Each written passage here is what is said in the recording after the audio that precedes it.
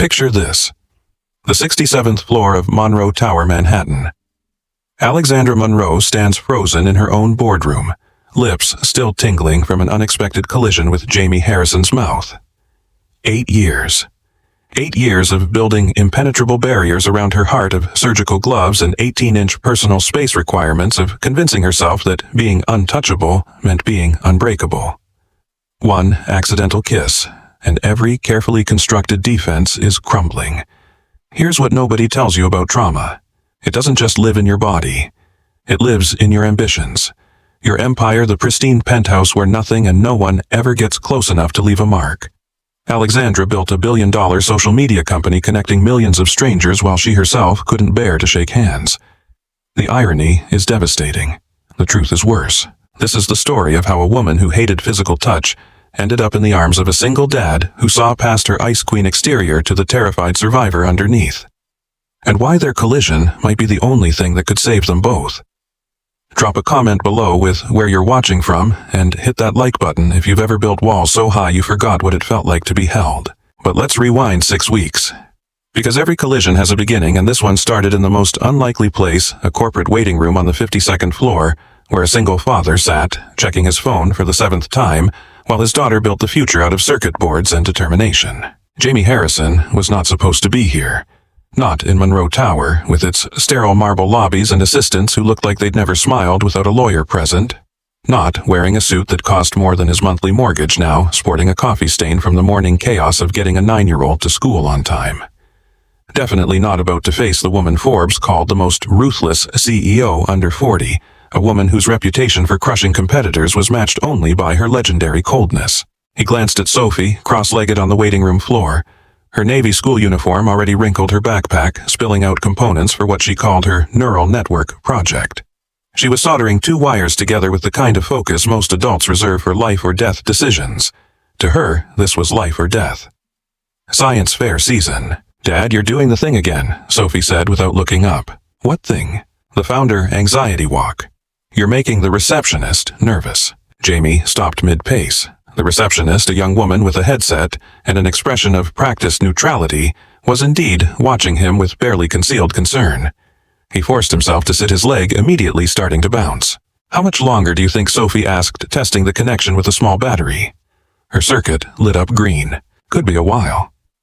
"Miss Monroe apparently likes to make people wait." Power move. Sophie considered this, her small face serious. Mom used to say powerful people who make others wait are just scared people who learn to weaponize time. The observation landed like a gut punch. Sarah had said that. 2 years before the cancer diagnosis, when she was still healthy and running her own startup fighting battles. Jamie was only beginning to understand. He missed her most in these moments when Sophie said something so wise it could only have come from the woman who'd shaped her first 4 years of life. "Your mom was pretty smart," he managed. "The smartest." Sophie returned to her circuit board. "That's why I'm going to win this science fair." For her. Before Jamie could respond, the receptionist's voice cut through. "Mr. Harrison, Miss Monroe will see you now." "Conference room B." "Not A?" Jamie asked, standing. The receptionist's smile was tight. "Conference room B." The downgrade was deliberate.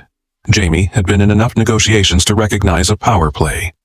Alex Monroe was establishing dominance before they'd even shaken hands.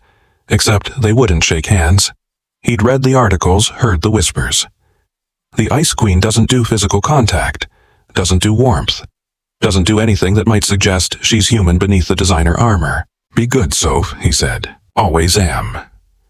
She was already absorbed in her project again, the world narrowing to circuits and possibility. Conference room B was smaller than expected, windows facing an airshaft rather than the city view.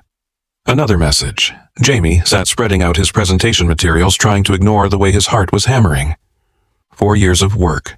His entire team's livelihoods. Sarah's legacy. Everything rode on the next 30 minutes. The door opened without warning. Alexandra Monroe entered like winter itself. All sharp edges and calculated distance. She was taller than he expected, her white blonde hair pulled back so severely it looked painful. The black suit was immaculate, clearly custom designed to intimidate, but it was her eyes that stopped him. Ice blue, yes, but not cold, guarded. There was a difference. "Mr. Harrison." She didn't offer her hand, gestured instead to the chair he already occupied. I've reviewed your technology. Impressive metrics for a Series B company. Her voice was controlled, modulated, the kind of voice that came from years of training yourself not to reveal anything true. Jamie recognized it because he'd used the same voice in the months after Sarah died, when people asked how he was doing, and the real answer would have shattered them both. "Thank you for meeting with me," he started. "Let's skip the pleasantries. My offer is $340 million. That's generous considering your burn rate and market position." The number hung between them. It was generous. More than generous. It was also 40% below what TrueLink was actually worth, and they both knew it. "It's also significantly below our last valuation," Jamie said carefully. "Valuations are optimistic fiction. Ideal in reality. Your company has potential, but potential doesn't pay bills. Cash does. My cash. TrueLink isn't just another chatbot platform, Miss Monroe. We've developed. I know what you've developed. AI-assisted communication for people with speech disabilities. Very noble, also very niche. The market size concerns me." Jamie felt something ignite in his chest. This was the moment.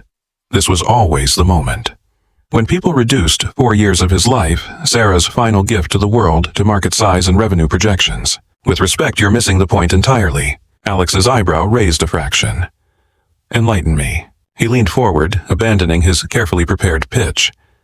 TrueLink helps people who've lost their ability to communicate find their voice again.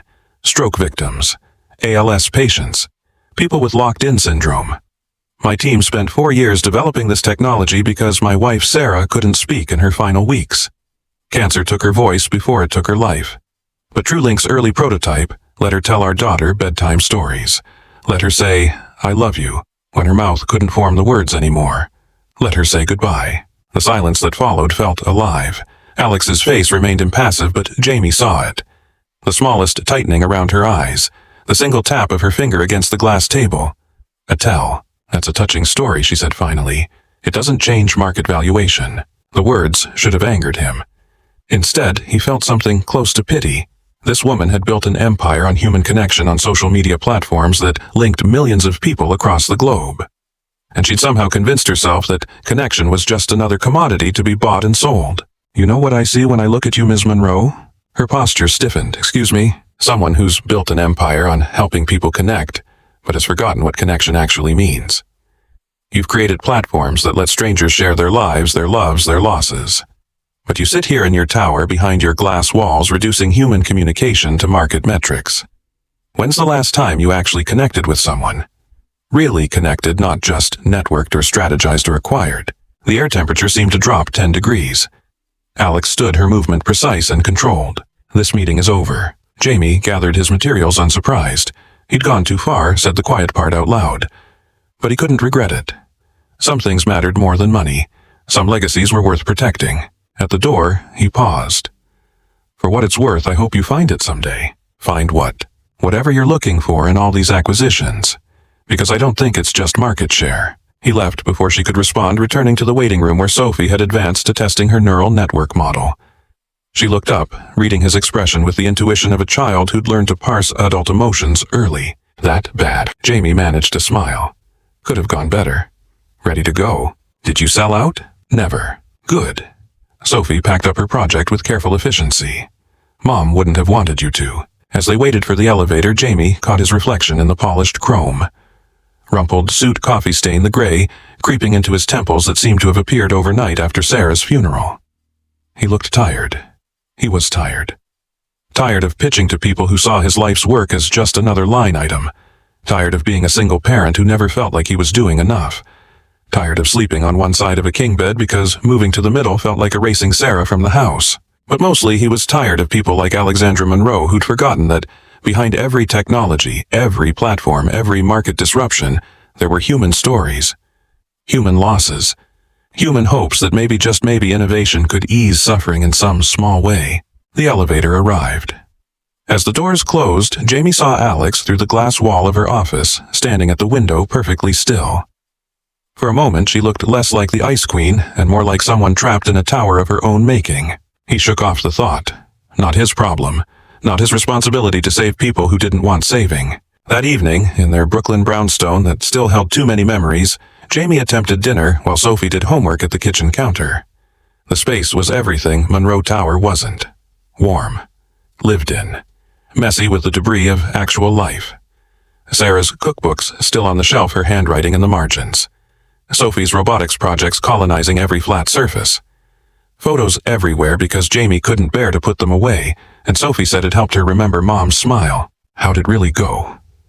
Sophie asked, not looking up from her math problems. She made a lowball offer.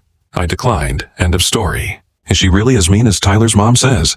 Tyler's mom worked at Monroe Media. The gossip mill there was apparently robust. She's not mean, Jamie said, stirring pasta that was threatening to become mush. She's armored, like Iron Man, like someone who got hurt and decided never to let it happen again. Sophie considered this with her characteristic seriousness. Mom used to say, hurt people, hurt people. The words hit Jamie square in the chest. Sarah had said that, often, usually about her own parents, about the abuse she'd survived before finding Jamie, before learning that love didn't have to come with conditions or fists. Yeah, she did say that. So maybe the Ice Queen isn't mean. Maybe she's just hurt. Out of the mouths of 9-year-olds, Jamie abandoned the pasta, came to sit beside his daughter. You're pretty wise for someone who still thinks Brussels sprouts are a conspiracy. They are a conspiracy. No way those are natural. Sophie grinned, then sobered. Do you think you'll see her again? Probably not. We're too far apart on price. That's not what I meant. Jamie looked at his daughter. This small person who saw too much understood too deeply. What did you mean? I saw the way you looked when you came back. Not mad sad. Thinking sad. You only get thinking sad about people you think you could help. She was right. Damn it, she was right. Something about Alexandra Monroe had gotten under his skin. Maybe it was the recognition one wounded person seeing another. Maybe it was the waste of it all. This brilliant woman who'd built something remarkable but couldn't see past her own walls to the human connection her platforms enabled. I can't help everyone, Soph. I know. But Mom would say you have to try anyway. That's what good people do. The pasta was definitely mush now. Jamie ordered pizza instead, and they ate it while watching Sophie's favorite science show, the one about space exploration. She fell asleep on the couch halfway through, and Jamie carried her to bed, tucking her in with the stuffed robot she'd had since she was 3, the one Sarah had given her. In his own bedroom, Jamie found himself doing what he'd sworn he wouldn't. He pulled out his laptop and searched for Alexandra Monroe. The results were extensive. Forbes profiles, TechCrunch features, Business Insider analyses of her acquisition strategy, photos from charity galas where she stood alone, always at the edges, always holding a drink like a shield. And then buried 6 pages deep an older article from 8 years ago. Society page, divorce filing. Monroe versus Sterling. The details were sealed, but the comments section was vicious. Gold digger, Ice Queen, probably frigid. No wonder he left her. Jamie closed the laptop, feeling sick. The internet's cruelty was nothing new, but something about those comments, about the casual viciousness directed at a woman they didn't know, made him angry. He thought about the way Alex had tapped her finger on the table when he mentioned Sarah. The way her posture had changed just for a second before the armor slammed back into place. The way she'd looked through that window afterward, alone in her tower. Hurt people, hurt people. Sarah's voice echoing through Sophie's. Jamie lay back on his side of the bed. Sarah's pillow still smelling faintly of her shampoo even after 5 years because he'd never washed the case. He stared at the ceiling and thought about armor. About walls. About how sometimes the strongest fortresses were just prisons wearing a different name. His phone buzzed. Email from his CFO. More investors pulling out, spooked by Monroe Media's public interest in TrueLink. If they didn't close a deal soon, they'd run out of runway. He had 12 weeks, maybe 14, before he'd have to start laying people off. Before Sarah's legacy became just another failed startup in a city littered with them. He should hate Alexandra Monroe for putting him in this position. Instead, he just felt tired. And inexplicably sad. For her, for him, for all the ways people protected themselves right into isolation. Across the East River, in a penthouse that cost more than most people made in a lifetime, Alexandra Monroe stood at her floor-to-ceiling windows and tried not to think about the man who'd looked at her like she was human. Like she was breakable. Like he could see straight through the carefully constructed facade to the terrified girl underneath. She'd pulled up TrueLink's website, watched Jamie's TED Talk from 2 years ago. His voice was different when he spoke about his wife. Softer, broken in places. He talked about the night Sarah lost her ability to speak, how they'd communicated through hand squeezes and eye movements until those stopped working too. How his daughter had cried and asked why Mom couldn't say goodnight anymore. So we built something that could, Jamie had said on that stage, his voice cracking. We built a bridge across the silence. TrueLink gave Sarah her voice back for 3 more weeks. 3 weeks of I love yous, of bedtime stories, of goodbye. Alex had watched the talk 3 times. Each time she felt something crack in her chest. Something she'd thought had calcified years ago when Marcus convinced her that feeling anything was dangerous. That needing anyone was weakness. That the only safe place was alone. Her therapist would call this progress. Alex called it a problem. Jamie Harrison was a problem. His kind eyes and his coffee-stained suit, and his daughter who built neural networks on waiting room floors. His refusal to compromise his principles even when it cost him everything. His ability to look at her and see past the ice queen to whatever was left underneath. She touched the glass, her reflection ghostly in the window. 35 years old. Billion-dollar empire. 8,000 employees. 70 million users and completely devastatingly alone. Her phone showed 18 missed calls from board members demanding updates on the Harrison acquisition. They didn't understand why she was hesitating. The technology was solid, the price was right. It was a smart move, strategically. But Alex couldn't stop thinking about the way Jamie had said, "When's the last time you actually connected with someone?" The answer was 8 years ago. Before Marcus. Before the final night when his hand had closed around her throat and she'd understood with perfect clarity that she would either leave or die. She'd chosen leaving. Chosen survival. Chosen building something so big and successful that no one could ever make her feel small again. She'd succeeded beyond her wildest projections. And she'd never been more miserable. Alex turned from the window from the city lights that used to make her feel powerful, but now just made her feel removed. Tomorrow, she'd call her team, tell them to increase the offer. Make it impossible for Jamie Harrison to refuse. Acquire his company, integrate the technology, move on to the next deal. That was what smart CEOs did. They didn't let emotions cloud business decisions. They definitely didn't lie awake at night thinking about single dads who looked at them like they still had a heart worth finding. But even as she climbed into her pristine bed, in her pristine penthouse where nothing was ever out of place and no one ever stayed the night, Alex couldn't quite convince herself. Because Jamie Harrison had done something no one else had managed in 8 years. He'd made her feel seen. And feeling seen after years of invisibility disguised as power was the most terrifying thing of all. In the morning, both of them would wake to new battles. But for now, separated by the river and everything it represented, they each lay in their respective solitudes and wondered about the collision they couldn't quite see coming. The one that would change everything. The one that started with a kiss nobody planned and ended with walls crumbling into something that looked suspiciously like hope. 3 weeks passed. 3 weeks of Alex throwing herself into work with the kind of intensity that made her assistant schedule mandatory lunch breaks. 3 weeks of Jamie pitching to increasingly disinterested investors who'd all heard that Monroe Media was circling. 3 weeks of both of them pretending they weren't thinking about a 30-minute meeting that had somehow lodged itself under their skin like a splinter working its way toward something vital. Then came the invitation. Embossed cardstock. Metropolitan Museum of Art. Annual Pediatric Cancer Research Benefit. Black tie required. Alexandra Monroe was expected to attend. She wrote these checks every year, substantial ones, because childhood cancer research was one of the few causes that could penetrate her carefully maintained emotional distance. She never attended the actual events. Until this year. Maya had been shocked when Alex confirmed her attendance. "You want me to RSVP, yes, to an event with 200 people in close quarters where you'll be expected to network and possibly engage in small talk." Alex had stared at her computer screen at the email confirming that TrueLink Technologies had made a substantial donation to the same benefit. That James Harrison would be in attendance. Yes, she'd said, RSVP yes. Now, standing in her walk-in closet that was larger than most Manhattan apartments, Alex second-guessed everything. The black Valentino gown she'd chosen was beautiful in a severe way. High neckline, long sleeves, structured bodice that felt more like armor than evening wear. Nothing soft, nothing vulnerable, nothing that invited touch. She applied her makeup with surgical precision. Hair pulled back so tight it made her scalp ache. Diamond earrings that had been her grandmother's back when her family still spoke to her back before she'd embarrassed them with a messy divorce and messier accusations. She looked at her reflection and saw exactly what she'd intended. Untouchable. Unbreakable.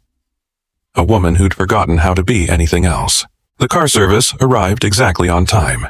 Alex sat in the back of the town car, watching Manhattan slide past all glittering windows and anonymous lives. She thought about canceling, claiming a migraine, a work emergency, anything to avoid stepping into a room full of people who would expect her to smile and nod and pretend she was capable of casual human interaction. But then she thought about Jamie Harrison, about the way he'd looked at her and said, "When's the last time you actually connected with someone?" The question had been haunting her for weeks, the answer even more so. The Metropolitan Museum of Art rose before her, all neoclassical grandeur and limestone steps transformed for the evening into a glittering spectacle. Photographers lined the entrance. Not for her, she realized. For the celebrities who actually courted attention. Alex slipped past them, just another wealthy donor in a sea of wealthy donors, exactly how she preferred it. Inside, the Temple of Dender had been transformed. String lights reflected off the massive pool. Tables draped in white linen surrounded the ancient Egyptian structure. A string quartet played Vivaldi. Waiters circulated with champagne and canapes that cost more than most people's weekly grocery bills. It was beautiful in that carefully curated way that only extreme wealth could buy. It was also Alex's personal hell. She took a champagne flute from a passing waiter not because she wanted it, but because holding something gave her hands a purpose. She positioned herself near a sculpture far from the main crowd, where she could observe without participating. Old habits. Survival mechanisms learned over 8 years of attending events solo, of being the woman everyone whispered about, but no one approached. "The Ice Queen strikes again," she heard someone murmur as they passed. "Probably can't feel anything in that dress. Looks like it's cutting off circulation." Alex's jaw tightened. She took a sip of champagne she didn't taste and reminded herself why she was here. The research, the children, not the networking or the socializing or any of the other performative aspects of wealth that had always felt alien to her. She was mentally calculating how long she needed to stay before leaving could be considered acceptable when the energy in the room shifted. A ripple of attention moving toward the entrance. Alex looked up and felt her heart perform some gymnastics routine she'd thought it had forgotten. Jamie Harrison stood at the top of the steps, and he looked nothing like the rumpled founder who'd visited her office. The tuxedo was perfectly tailored, transforming him from charming chaos into something that made Alex's carefully controlled breathing stutter. His hair was styled, his shoes were shined. He looked like he belonged here, which was somehow worse than if he'd shown up disheveled. But it was the small hand in his that made Alex's chest constrict. Sophie Harrison, in a navy dress that somehow still had sneakers peeking out beneath the hem, her curly hair pulled into 2 puffs that were already coming loose. She held her father's hand and looked around the museum with undisguised wonder. "Dad?" She stage whispered loud enough for half the room to hear. "This place is fancy. Do you think they'd notice if I borrowed one of those statues for my science project?" Jamie's laugh carried across the marble floors. Soph, inside voice. "And no borrowing priceless artifacts. But it's just sitting there. Clearly, they're not using it." Sophie Claire Harrison. "Fine," she sighed dramatically. "But if my project loses because I didn't have an authentic Egyptian bust, it's on you." They moved into the crowd, Jamie's hand steady on his daughter's shoulder. Alex watched them, unable to look away. The ease of their interaction. The unself-conscious affection. The way Jamie listened to Sophie's running commentary about the architectural features like her observations were the most important thing in the world. This was what she'd lost when Marcus convinced her that needing anyone was weakness. This casual intimacy. This easy warmth. This proof that love didn't have to hurt. Alex turned away, staring at her champagne like it held answers. She should leave. This was a mistake. Being in the same room as Jamie Harrison was dangerous because it made her want things she'd convinced herself were impossible. Made her remember what it felt like to be seen as something other than a corporate entity or a cautionary tale. "You look like you're having about as much fun as a cat in a bathtub." Alex spun. Jamie stood 3 feet away, maintaining a respectful distance, his eyes warm with that same perception that had unsettled her in the conference room. Up close in the tuxedo, he was even more devastating. And he was smiling at her like they were friends. Like their last interaction hadn't ended with her throwing him out of her office. "Mr. Harrison." Alex's voice came out colder than she intended. "I wasn't aware you traveled in these circles. I don't usually. But TrueLink donated some technology to the Children's Hospital wing this gala is funding." He gestured toward the crowd. "Figured I should show up. Plus, Sophie's been studying ancient Egypt and threatened to disown me if I didn't bring her." Alex's lips twitched before she could stop them. "That's very generous of your company. The donation, not the disownment threat. Well, my company is facing a cash flow crisis because a certain CEO lowballed me, so I figured I might as well donate the technology while we still own it." The words should have been bitter. Instead, they were teasing. Alex found herself responding in kind. That certain CEO was being strategically prudent. That certain CEO was being strategically cold. There's a difference. They stood in something that wasn't quite hostile but wasn't quite comfortable either. Alex became aware that people were watching them. Whispers starting. The Ice Queen talking to someone. Actually talking, not just exchanging business cards and moving on. Sophie appeared then, weaving through adults like a small guided missile.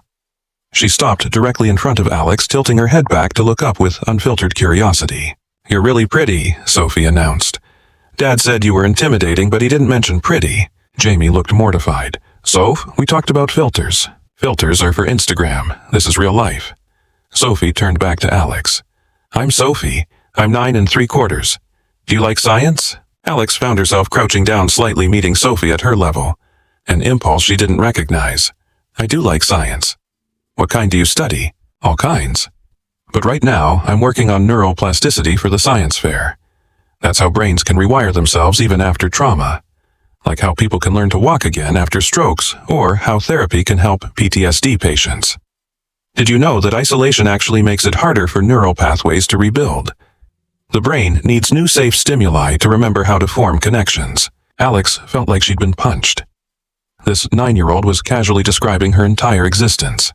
The isolation, the trauma, the pathways that had shut down and refused to reopen. "That sounds like very advanced research for someone your age," Alex managed. "My mom was a neuroscientist before she got sick. She used to tell me about her work. I'm kind of finishing it for her." Sophie's matter-of-fact tone didn't quite hide the grief underneath. "Your mother must have been remarkable." "She was." Sophie brightened. "Dad says you remind him of her sometimes.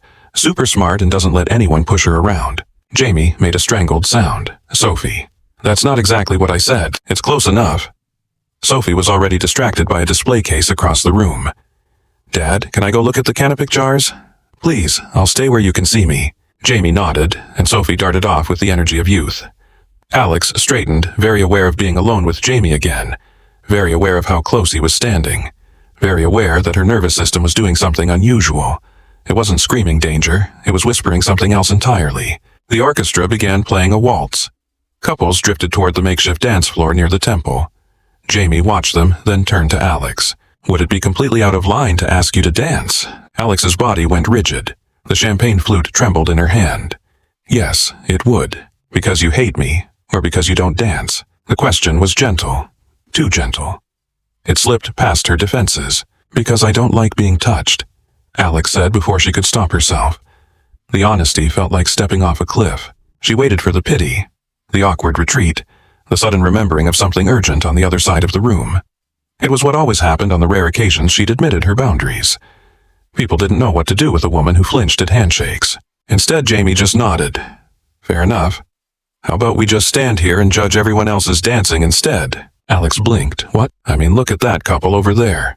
The venture capitalist attempting a Viennese waltz. Pretty sure he learned that from a YouTube tutorial. His form is atrocious." Despite herself, Alex looked. The man in question was indeed struggling, stepping on his partner's feet every third beat. "He's also off-tempo," she heard herself say. "Completely. And her dress is gorgeous, but completely wrong for that kind of movement. See how it keeps catching under his shoes." A laugh bubbled up in Alex's throat. She tried to swallow it, but it escaped anyway. A small sound rusty from disuse but genuine. Jamie's face lit up like she'd given him something precious. "There it is. There, what is?" "Evidence that the Ice Queen is actually human underneath all that frost." Alex should have been offended. Instead, she felt something crack in her chest. Something that had been frozen for so long she'd forgotten it was there. For the next 45 minutes, they stood at a careful distance and provided running commentary on the dancers. Jamie pointed out a tech CEO who kept trying to lead his partner into spin she clearly wasn't prepared for. Alex noted a board member's wife who was dancing with more grace than her husband deserved. When a particularly pompous venture capitalist attempted a dramatic dip and nearly dropped his partner, they both laughed. Sophie joined them with scorecards she'd made from cocktail napkins and a pen she'd borrowed from a waiter. She rated each couple on technical merit and artistic impression, providing commentary that was far too sophisticated for a 9-year-old. "That couple gets a 3 out of 10, she declared. "He's treating her like a possession, not a partner. You're supposed to move together, not control each other." Out of the mouths of children. Alex watched the couple in question and saw what Sophie meant. The man gripping his partner too tightly, steering her roughly. His partner's smile fixed and uncomfortable. "You're absolutely right," Alex said. "Partnership requires trust and communication, not control." "Exactly." Sophie beamed at being taken seriously. "Mom used to say the best relationships are when both people make each other better. Like how Dad helped Mom when she was sick, and she helped him become braver after she died." The casual wisdom devastated Alex. This child had experienced more loss than most adults, and had somehow emerged with her capacity for insight intact. Meanwhile, Alex had spent 8 years building walls so high she'd forgotten what existed beyond them. The evening continued. More champagne, more conversation, more of Sophie's unfiltered observations about neural pathways and Egyptian burial rituals and why boys in her class were so immature. Alex found herself relaxing by degrees. The armor loosening, the control slipping, and instead of terrifying her, it felt like relief. She didn't notice Marcus Sterling until it was too late. He stood across the room, a scotch in one hand and a woman half his age on his arm. But his eyes were fixed on Alex, watching her laugh, watching her interact with Jamie and Sophie, watching her be something other than the frozen shell he'd convinced her she needed to be. Alex's breath caught. 8 years. 8 years since she'd seen him in person. He looked exactly the same. Handsome in that polished way that hid cruelty. Expensive suit. Perfect smile. Wedding ring noticeably absent, which meant he was between wives. The woman on his arm shifted uncomfortably under his grip. Jamie noticed the change in Alex immediately. "Hey, you okay?" Alex couldn't speak. Couldn't move. Marcus was walking toward them, actually walking over like he had any right to approach her. Like the restraining order that had expired 2 years ago meant he could suddenly resume contact. "Alexandra." Marcus's voice was smooth, practiced, the voice he used when he wanted something. "You look well. Success clearly suits you." Alex's champagne flute nearly shattered in her grip. Jamie stepped slightly closer, not touching, but present. A barrier. "What do you want?" Alex's voice came out flat. "Dead. Can't an ex-husband congratulate his former wife on her accomplishments?" Marcus's smile didn't reach his eyes. "I've been following your career. Very impressive. Though I'd like to think I had some small part in motivating your success." The implication was clear. She'd built her empire to prove him wrong, which meant he still owned her ambition, still controlled her even from a distance. "You had no part in anything I've built." Every word cost Alex something. "Come now. We were good together once." Marcus's hand moved like he might touch her arm. Alex jerked back so violently she bumped into Jamie. "I think Miss Monroe has made her position clear," Jamie said quietly. His voice was steady, but there was steel underneath. "You should probably go." Marcus's eyes flicked to Jamie, really seeing him for the first time. "And who might you be, the new project? I give it 3 months before she gets bored and destroys you like she destroys everything else. That's enough." Alex found her voice. "Security is right over there. I suggest you leave before I tell them about the restraining order you're currently violating." The order expired. The threat didn't. For a moment, Marcus's mask slipped. Alex saw the rage underneath.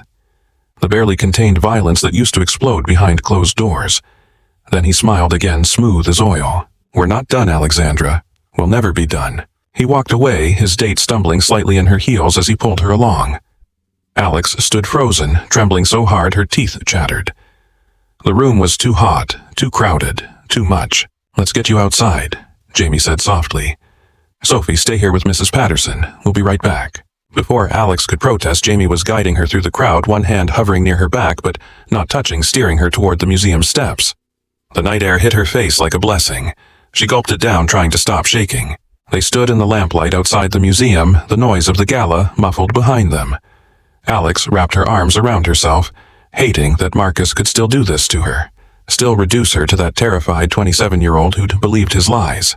"I'm sorry," she managed. "That was unprofessional." "Alex, look at me." She couldn't. If she looked at Jamie right now with his kind eyes and his steady presence, she would break. And she couldn't afford to break. Not here. Not where people might see. "That man hurt you."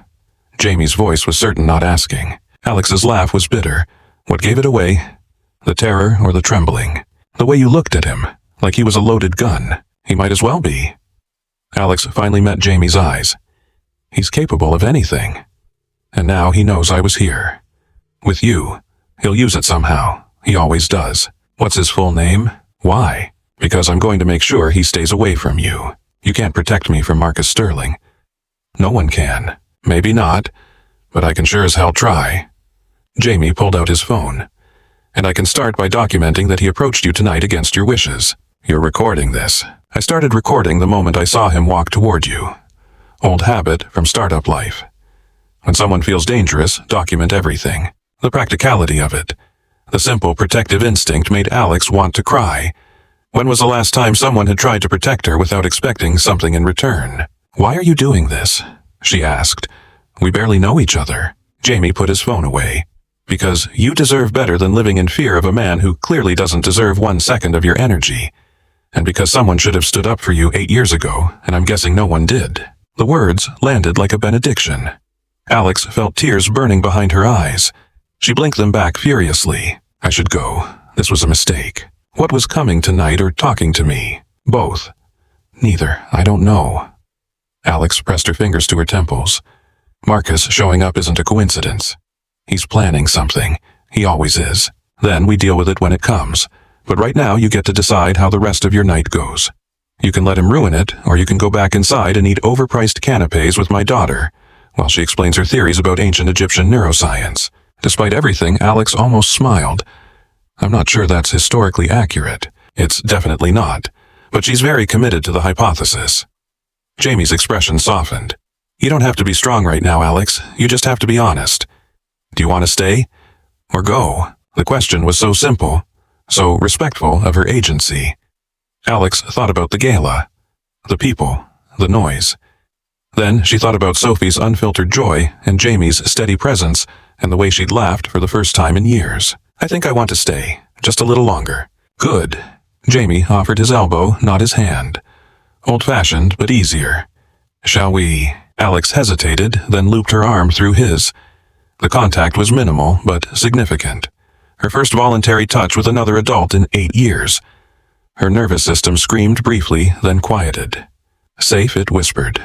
This one is safe. They returned to the gala. Sophie greeted them with her latest discovery about sarcophagus construction.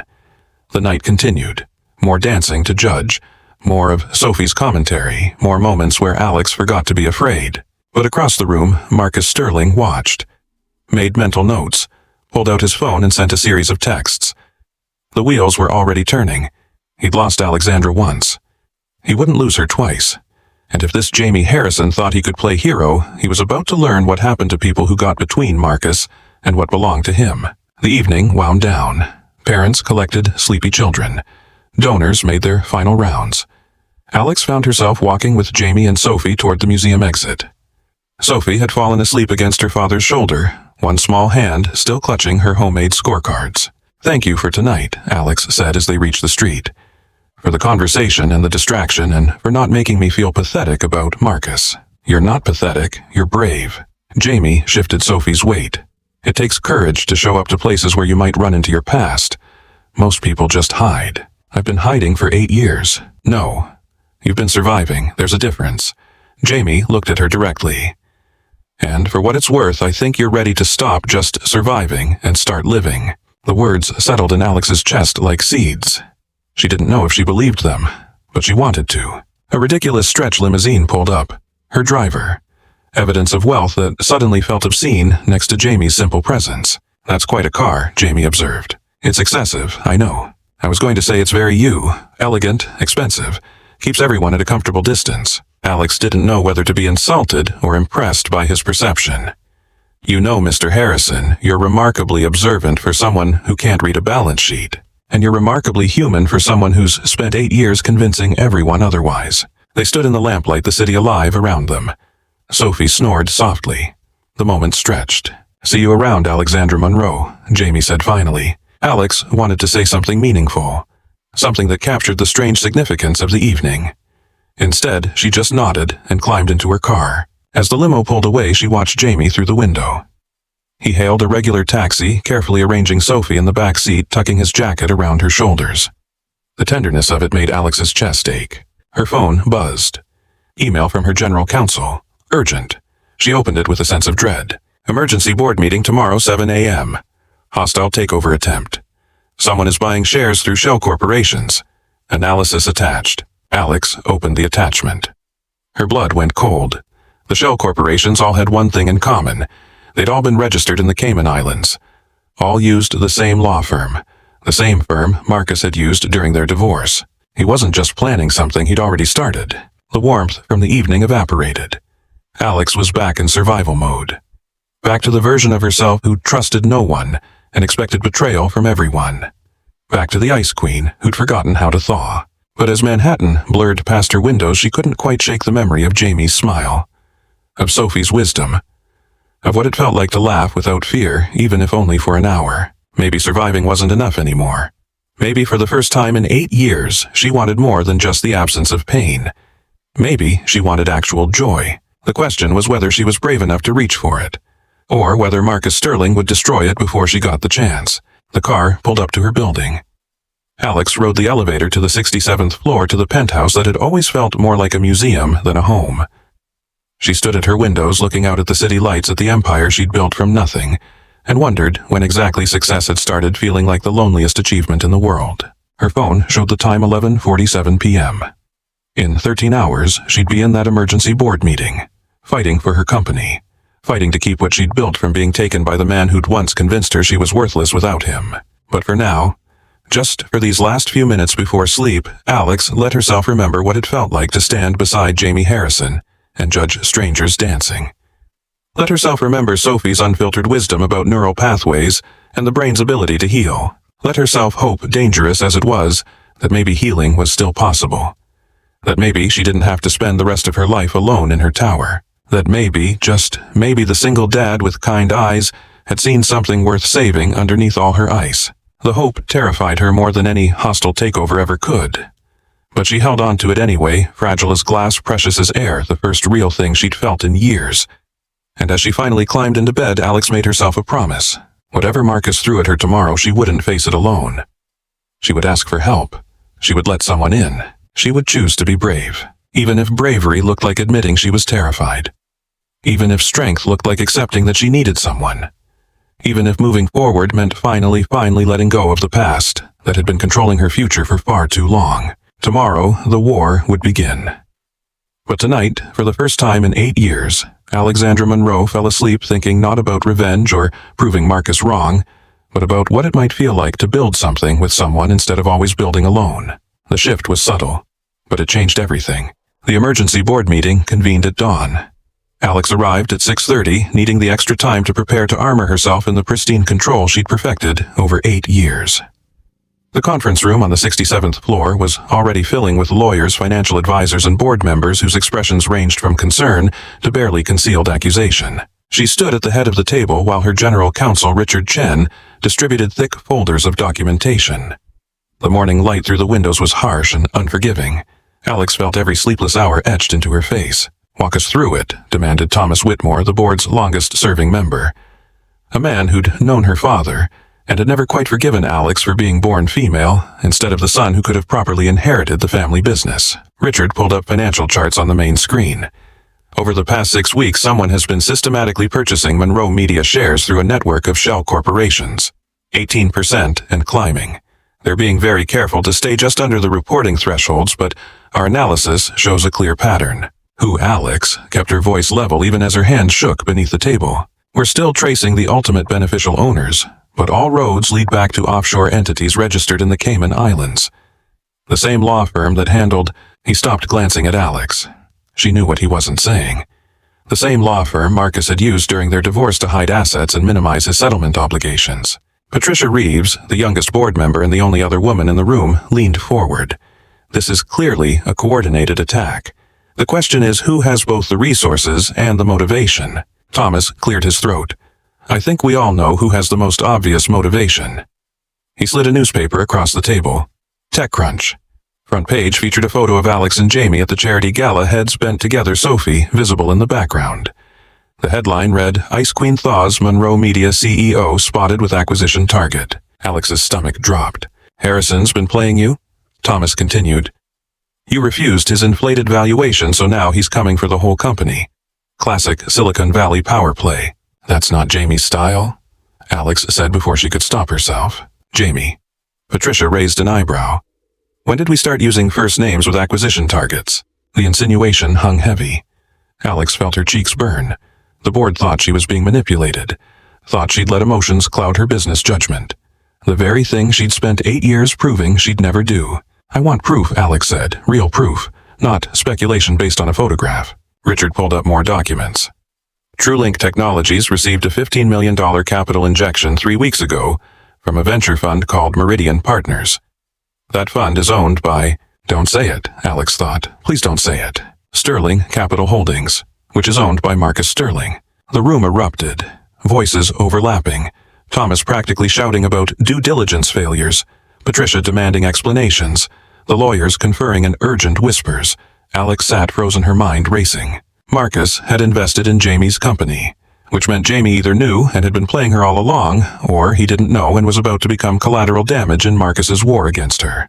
Either option felt like betrayal. The meeting dragged on for another hour. Plans were made. Legal teams mobilized. Private investigators hired. But Alex barely heard any of it. She was back in that apartment 8 years ago watching Marcus methodically destroy every piece of self-worth she'd ever possessed, realizing that his cruelty wasn't random but calculated, strategic.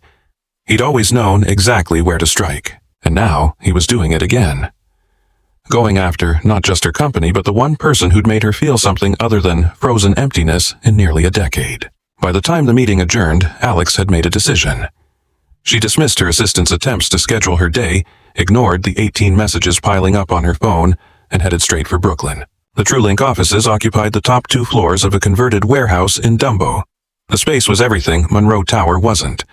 Exposed brick and ductwork, standing desks and beanbag chairs, a golden retriever sleeping near the coffee station, whiteboards covered in equations and terrible jokes. The energy was creative chaos, people actually collaborating instead of competing. Alex felt profoundly out of place in her Armani suit and Louboutin heels. The receptionist, a young man with pink hair and a nose ring, looked up from his laptop. "Can I help you? I need to see Jamie Harrison, now.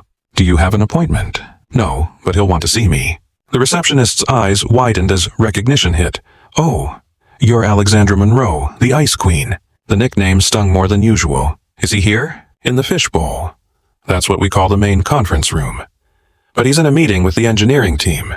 This can't wait." Alex didn't give him time to protest. She walked through the open office, aware of employees stopping mid-conversation to stare.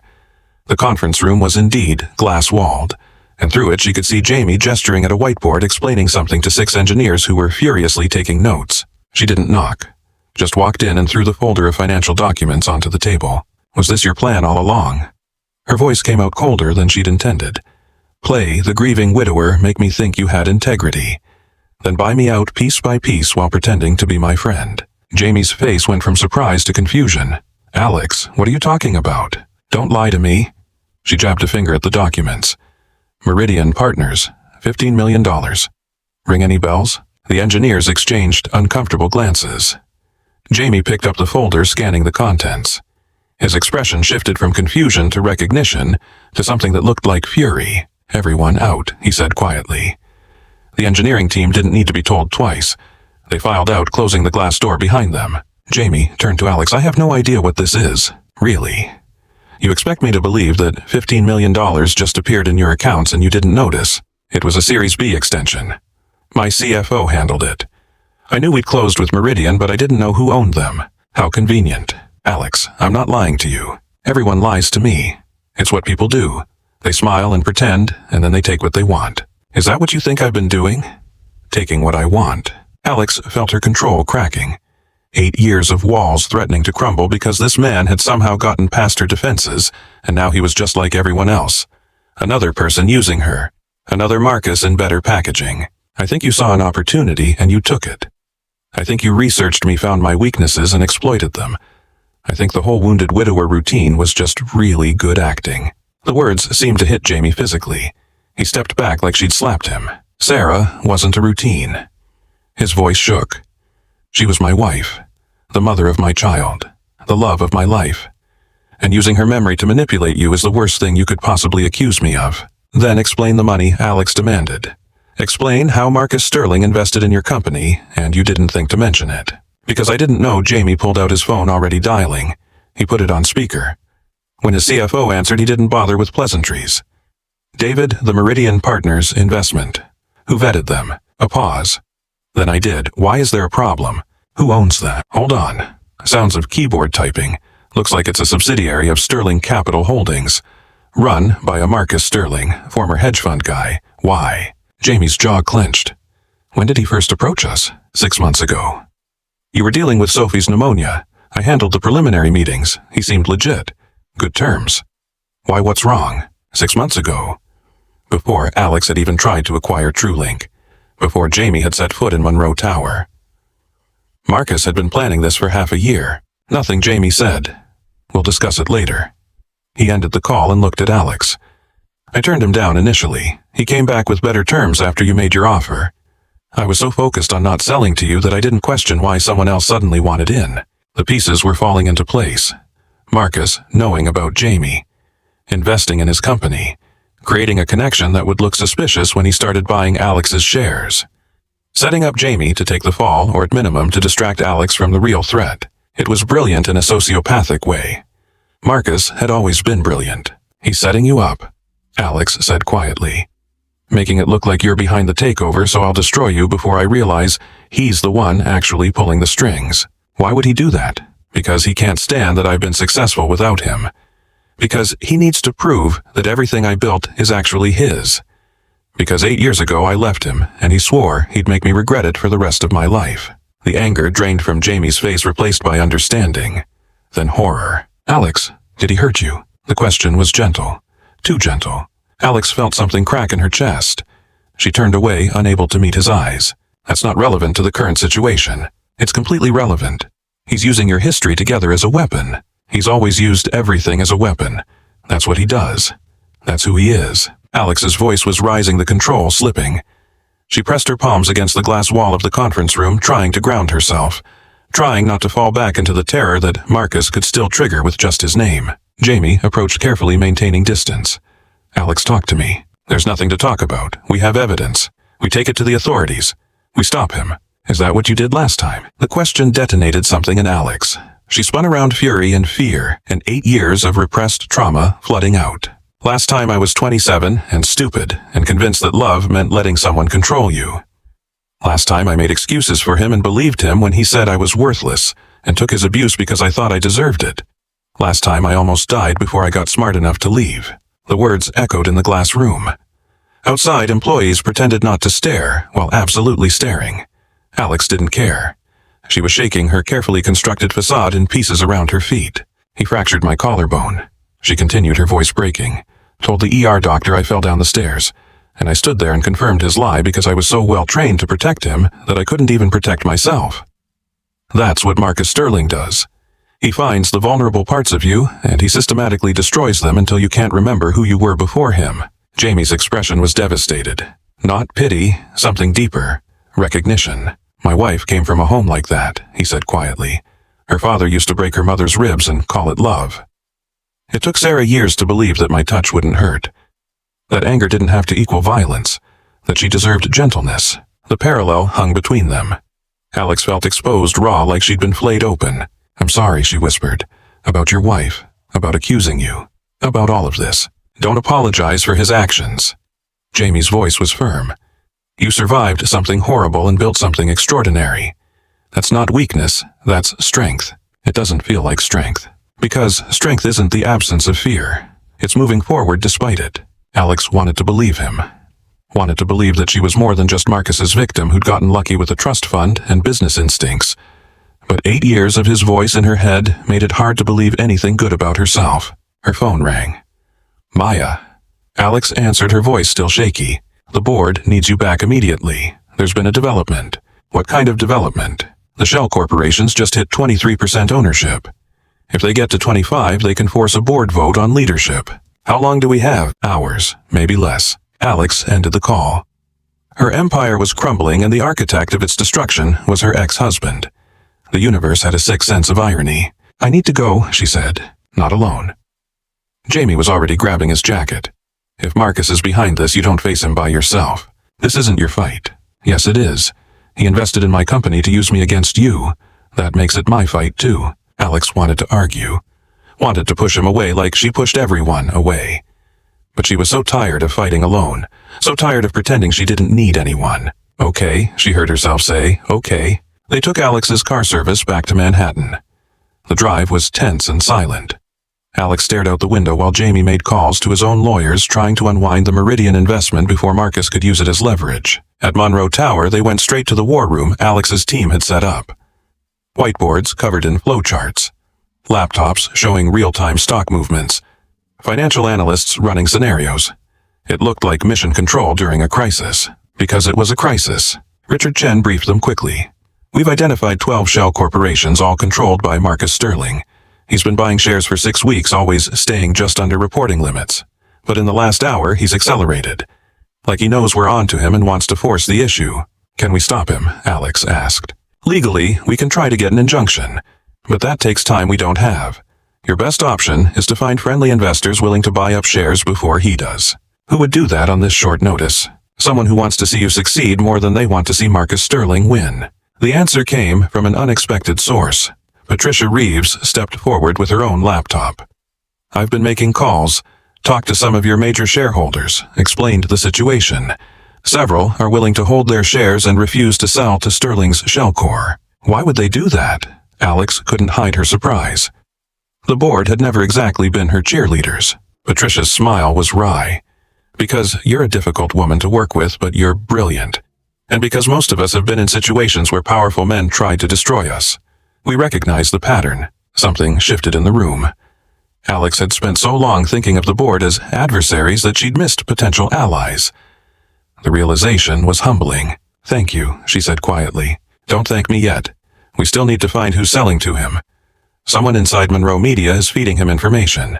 The betrayal stung. Alex had 8,000 employees. The idea that one of them was actively helping Marcus felt personal. Jamie, who'd been quietly observing, spoke up.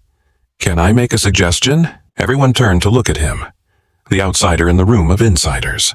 Marcus wants Alex to react emotionally. To make mistakes. To prove she's the unstable woman he convinced her she was. So don't give him what he wants.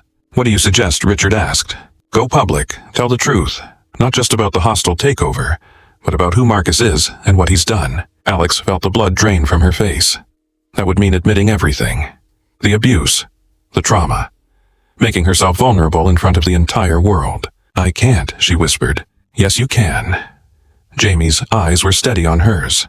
Because the truth is your greatest weapon. He's counting on your shame, keeping you silent. Prove him wrong. The team watched this exchange with varying degrees of understanding. Patricia Reeves looked thoughtful. Richard Chen looked concerned. Thomas Whitmore looked uncomfortable, probably calculating the PR nightmare. But Alex just felt terrified. Can I talk to you? She gestured to Jamie, alone. They stepped into her office. The door closed, and suddenly the silence was deafening. Alex walked to her windows. The city spread below her like a kingdom she'd built stone by stone. The kingdom Marcus was trying to take. If I go public, she said, my entire life becomes tabloid fodder. Every horrible thing he did, every mistake I made, every moment of weakness, or every moment of survival. Jamie came to stand beside her. Not close enough to touch, but close enough to feel present. You think going public makes you weak. I think it makes you dangerous.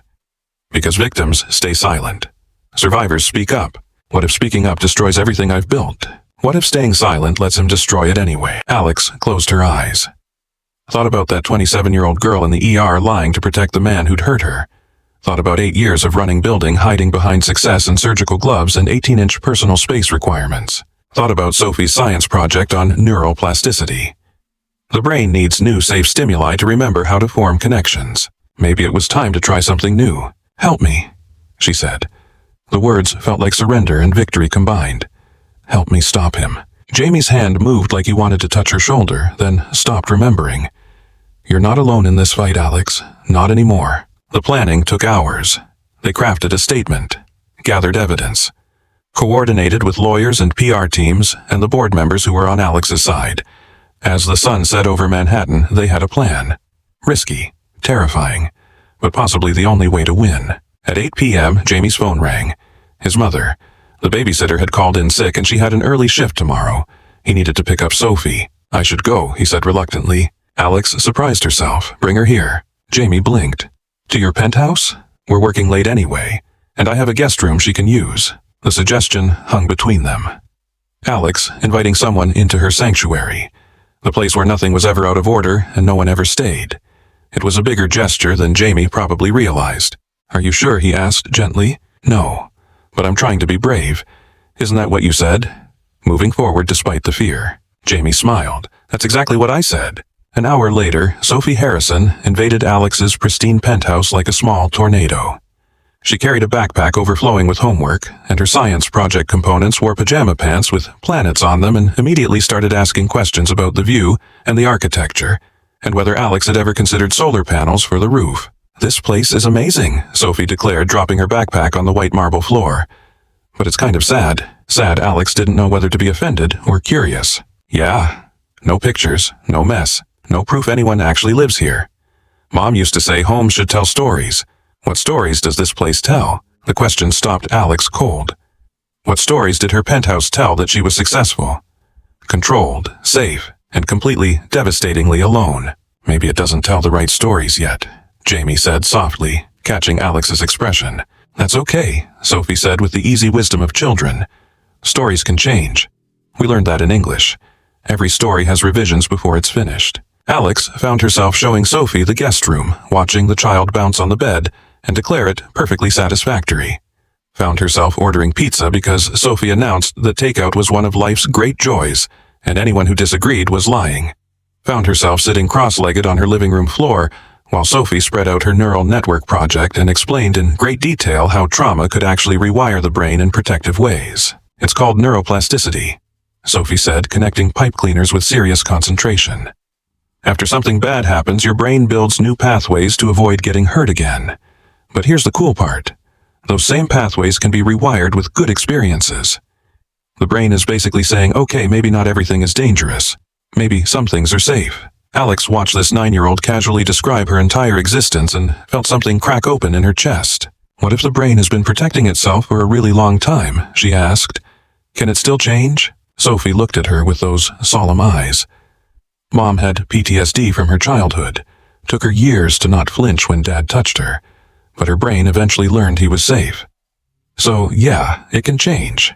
It just needs patience and new data. New data. Alex glanced at Jamie, who was watching this interaction with an expression she couldn't quite read. Maybe she'd been collecting new data for weeks without realizing it. Data that said not everyone would hurt her. That some people showed up without expecting anything in return. That vulnerability wasn't always weakness. Around 10 p.m., Sophie fell asleep on Alex's designer couch, curled around her stuffed robot, her science project still spread across the coffee table. Jamie moved to carry her to the guest room, but Alex stopped him. Let her sleep there, it's fine. Are you sure that couch probably costs more than my first car? Alex surprised herself by smiling. It's just a couch. She's a kid who needs sleep. The math isn't complicated. As Jamie covered Sophie with a throw blanket, Alex's phone buzzed. Email from Richard Chen, subject line. We found him. She opened it with trembling hands. The mole inside Monroe Media, a junior analyst in the finance department who'd been sleeping with Marcus. He'd convinced her Alex was unstable, Cruel had stolen the company from him through lies. The analyst had been feeding him insider information for months, believing she was helping Marcus reclaim what was rightfully his. It was such a Marcus move. Seduce someone young and naive. Convince them to betray their employer. Leave them holding the bag when everything fell apart. Alex forwarded the email to Jamie.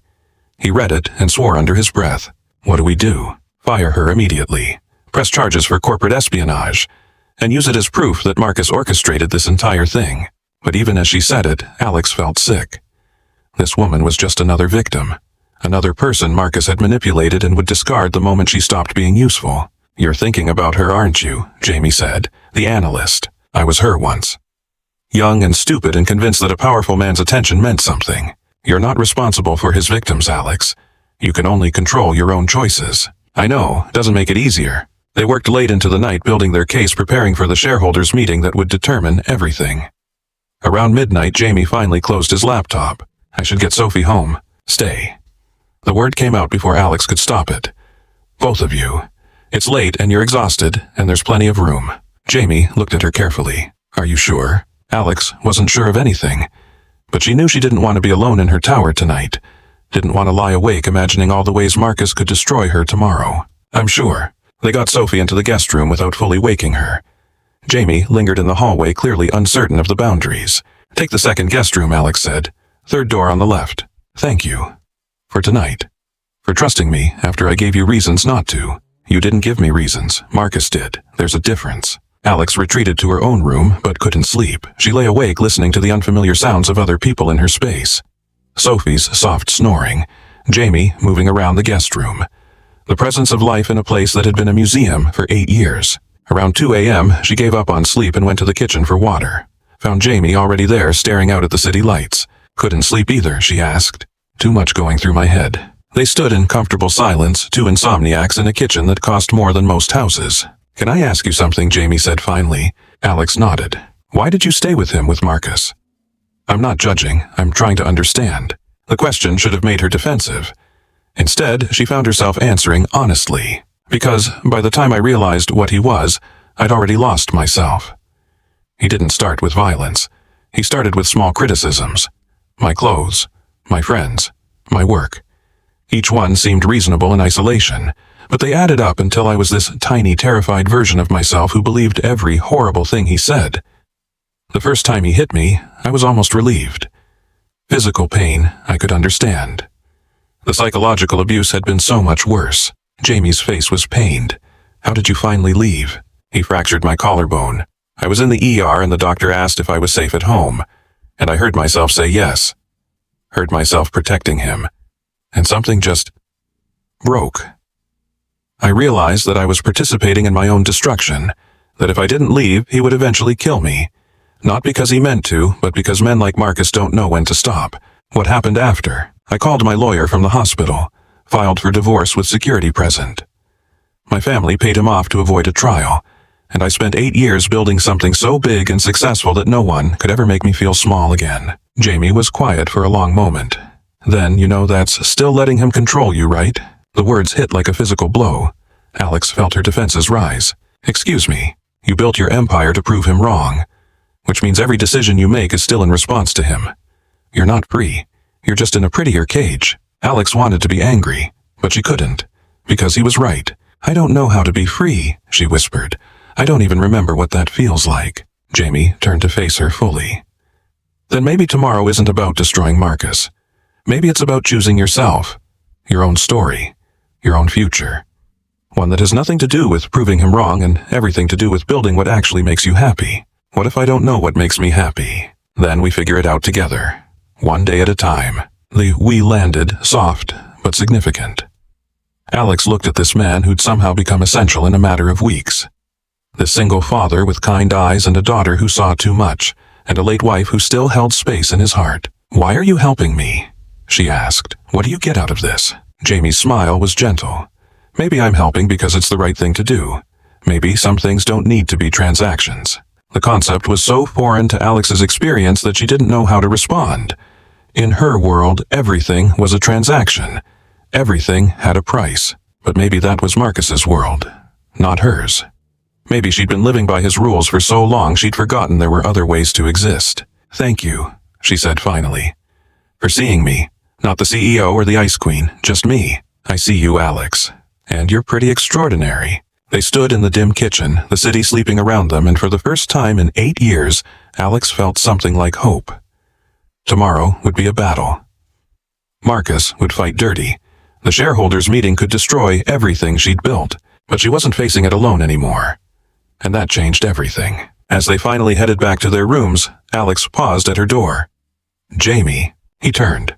Whatever happens tomorrow, I'm glad you're here. Me too. Alex closed her door and leaned against it, her heart doing complicated things in her chest. She was terrified, but she was also ready. Ready to stop running. Ready to stop hiding. Ready to face the monster who'd controlled her for too long. And most importantly, ready to discover who she could be when she finally stopped letting Marcus Sterling define her story. The battle for her empire started tomorrow, but the battle for her soul had just begun. And for the first time in 8 years, Alexandra Monroe thought she might actually win. Morning came too fast. Alex woke to unfamiliar sounds. Laughter. The clatter of dishes. The smell of something burning. For a disorienting moment, she forgot where she was, forgot that her sterile penthouse had been invaded by life itself. She pulled on a robe and followed the noise to her kitchen. The scene that greeted her should have triggered every one of her control instincts. Sophie stood on a step stool at the stove, wielding a spatula like a weapon. Jamie hovered behind her, flower in his hair, trying to salvage what appeared to be pancake batter.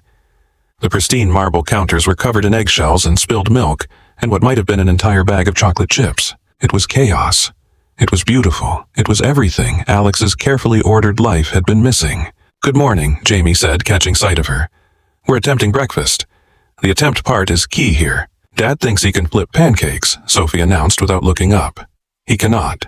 This is scientific fact." "I can flip pancakes," Jamie protested. "Then why do 3 of them end up on the floor?" "Those were practice runs." Alex found herself smiling. An actual smile. The unfamiliar muscles in her face almost hurt from the effort. "Can I help?" The offer surprised even her. Sophie turned, her face lighting up. "Do you know how to make pancakes not burn? I attended Le Cordon Bleu one summer. I think I can manage pancakes." "What's Le Cordon Bleu?" Sophie asked. "A very expensive cooking school in Paris. So you're telling me you have a fancy French cooking degree and you've been eating takeout alone in this giant apartment?" Sophie's tone suggested this was the greatest tragedy she'd ever heard. "When you put it that way, it does sound depressing," Alex admitted. She took over at the stove, her movements precise and practiced. Within minutes, golden pancakes were stacking up on a plate. Sophie provided running commentary on neural pathways and synaptic connections, somehow relating breakfast to brain science. Jamie made coffee, navigating Alex's high-end espresso machine with surprising competence. They ate at the kitchen island, Sophie, between the 2 adults, swinging her legs and declaring these the best pancakes in the Western Hemisphere, possibly the world, definitely better than Dad's hockey pucks. The casual domesticity of it all made Alex's chest ache. This was what normal people did, families, people who hadn't spent 8 years convinced that closeness meant danger. After breakfast, Sophie spread her science project across the living room while Alex and Jamie returned to preparing for the shareholders' meeting. But Alex found her attention divided. Half on the legal documents, half on the 9-year-old building neural pathways from pipe cleaners and beads. "Alex," Sophie called. "Can you help me with something?" Alex moved to the floor where Sophie had created an elaborate model. "What do you need?" "I'm trying to show how traumatic experiences create protective pathways in the brain. See these red connections? Those are the ones that form after something bad happens. They're designed to keep you safe by avoiding similar situations. Very sophisticated for a 4th grade project." "5th grade," Sophie corrected. "And I want to show how new, positive experiences can create new pathways. Blue ones. That eventually outnumber the red ones, but I can't figure out how to demonstrate that the red ones don't disappear. They're always there. They just become less dominant." Alex stared at this child who was casually explaining neuroplasticity with a wisdom that felt impossible for her age. "The red pathways don't disappear because the trauma still happened," Alex said slowly, thinking it through. "But the blue pathways prove that what happened doesn't have to define what happens next." "Exactly." Sophie beamed. "You totally get it. Can you help me label them?" They worked together, Sophie chattering about axons and dendrites while Alex found herself actually engaged, actually present. When was the last time she'd sat on the floor? When was the last time she'd done anything without calculating the business value? "Your mom must have been an incredible teacher," Alex said. Sophie's face grew solemn. She was. She used to say the brain is like a city. Trauma is when one road gets blocked, but the city doesn't stop working. It just builds new roads around the blockage. "That's beautiful." "Yeah." Sophie returned to her model. "Dad says you remind him of her sometimes. Super smart and doesn't take crap from anyone. Those are his words. I'm not supposed to say crap, but he did first, so it's technically his fault if I repeat it." Alex glanced at Jamie, who was very deliberately not looking up from his laptop. "Your dad said that. He says a lot of things when he thinks I'm not listening. Like how you're scared but trying to be brave. And how that's harder than just being brave without the scared part." The observation pierced something in Alex. She'd spent so long projecting strength that she'd forgotten scared and brave could coexist. That maybe the bravest thing was admitting the fear. "Your dad is pretty smart too," Alex said. "He is. But don't tell him. It'll go to his head." From across the room, Jamie called. "I can hear you, you know." "Good," Sophie called back. "Then you heard the part about you being smart? You're welcome." The easy affection between them made Alex ache. This was what she'd lost when Marcus convinced her that love meant control. that families were battlegrounds instead of safe harbors, that needing people was weakness instead of the most human thing in the world. Around noon, Sophie announced she was bored with science and wanted to explore. Alex found herself giving a tour of the penthouse, seeing it through Sophie's eyes. The 9-year-old had opinions. Many opinions. This guest room is sad. It needs color. Maybe posters or something. That bathroom is bigger than our whole kitchen. Why do you need a bathtub that size? You're only one person. These windows are cool, but where are the pictures? Don't you have any friends? Each observation was accurate and devastating. Alex's penthouse was a monument to isolation. Beautiful, expensive, empty. I travel a lot for work, Alex found herself explaining. I'm not here enough to decorate. Sophie looked at her with those two wise eyes. Or maybe you don't decorate because decorating means admitting you live here. And living here means it's real, that this is your life. How are you, 9? Almost 10. And Mom used to say I was an old soul. I think it's because I had to grow up fast when she got sick. Alex knelt down to Sophie's level, an impulse she didn't question. I'm sorry you had to go through that, losing your mom so young. It's okay. I mean, it's not okay. It still hurts. But Dad says grief is just love with nowhere to go. So I try to put that love into other things. Science projects, helping Dad, making new friends. Sophie paused.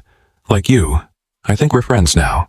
The declaration was so matter-of-fact, so confident, like Sophie had decided they were friends and that made it true. Alex felt something warm unfurl in her chest. I'd like that, she said, being friends with you. Good, because you seem like you need friends. No offense. None taken. Sophie threw her arms around Alex in a sudden hug. Alex's body went rigid. Every alarm in her nervous system screamed. But Sophie just held on unbothered by the tension, and after a moment Alex's muscles began to relax. To accept. This was a child. This was safe. This was someone offering connection without expectation. When Sophie finally pulled back, she said, see, hugs aren't scary when they're from the right people. That's what my therapist says. You see a therapist since Mom died. Dad says mental health is important and there's no shame in asking for help. Do you see a therapist? I used to. I stopped. Maybe you should start again. Sophie's tone suggested this was obvious. You seem like you have a lot of thoughts that need organizing, from the mouths of children. Alex nodded slowly. Maybe I should. The afternoon wore on. They ordered lunch, worked on their respective projects. Sophie alternated between her science homework and asking deeply personal questions that Alex found herself answering. Jamie made phone calls to lawyers and investors, his voice steady even as the stress showed in his shoulders. Around 4, Alex's phone rang. Maya. The shareholders' meeting had been moved up. Tomorrow morning at 9. Marcus was forcing the issue, probably sensing they were building a case against him. We're out of time, Alex said after ending the call. Then we work through the night. Jamie was already pulling up documents. What else do we need? They worked for hours. Building evidence, crafting statements, preparing for every possible scenario. Sophie eventually fell asleep on the couch again. Her science project complete, her small body curled around her stuffed robot. But as midnight approached, the stress began to crack their professional veneer. Alex grew short-tempered. Jamie grew defensive. Small disagreements escalated. You're being too cautious, Jamie said, reviewing Alex's prepared statement for the board. This reads like a corporate memo, not a truth bomb. Because I need the board to take me seriously, not see me as an emotional woman having a breakdown. You're not having a breakdown. You're telling the truth about abuse. And the board will use that truth against me if I don't present it perfectly. You don't understand corporate politics. I understand that you're so scared of being vulnerable that you'd rather lose everything than show 1 ounce of real emotion. The accusation stung because it was true. Alex felt her defenses slam up. This is easy for you to say. Your reputation isn't on the line. Your entire life's work isn't about to be judged by people who already think you're cold and unfeeling and probably deserved what happened. You think I don't understand being judged? Jamie's voice rose to match hers. I'm a single dad in tech. You know how many investors have passed because they assume I can't be serious about work when I have a kid. How many times I've been told I should remarry. So, Sophie has a proper mother figure that I'm doing her a disservice by raising her alone. That's not the same thing. It's exactly the same thing. It's people reducing us to their biases, instead of seeing who we actually are. This is different, Alex insisted, standing up and starting to pace. Marcus didn't just judge me. He systematically destroyed me. And now I have to stand in front of a room full of people and admit that I let him. That I stayed. That I believed his lies for so long that by the time I escaped, I'd forgotten who I was without him. Her voice broke. Jamie stood too moved toward her. You didn't let him do anything. He abused you. That's not the same as consent. You don't get it. Alex's hands shook. Everyone will ask why I stayed, why I didn't leave sooner, why I married him in the first place, like there's some perfect victim playbook I should have followed. Like being smart means you can't also be manipulated. So tell them that. Tell them that abuse doesn't discriminate, that intelligence doesn't protect you from emotional manipulation, that survival sometimes looks like compliance because that's the only way to stay alive. Alex felt tears burning. She blinked them back furiously. I've spent 8 years rebuilding myself into someone who can't be hurt. Someone untouchable. And tomorrow, I have to stand up and admit that I'm still that terrified girl in the ER lying to protect the man who fractured her collarbone. No. Jamie's voice was firm. Tomorrow, you stand up as the woman who survived, who built an empire from nothing, who employs 8,000 people and connects 70 million users worldwide. The girl in the ER was brave enough to leave. The woman you are now is brave enough to tell the truth. What if the truth isn't enough? Then we make it enough. Alex turned on him, frustration boiling over.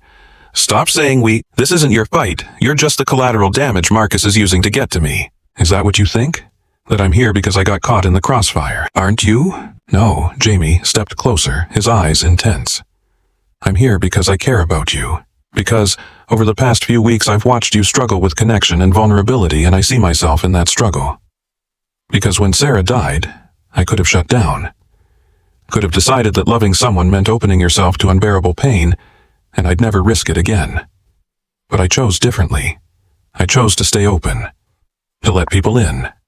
To believe that the risk of pain is worth the possibility of connection.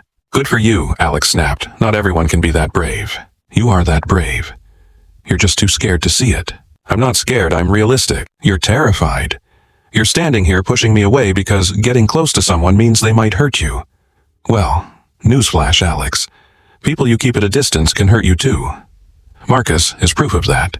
He's been gone 8 years, and he's still controlling your life. The words detonated. Alex felt something snap. How dare you, she said, her voice deadly quiet. You have no idea what I've survived. You're right, I don't.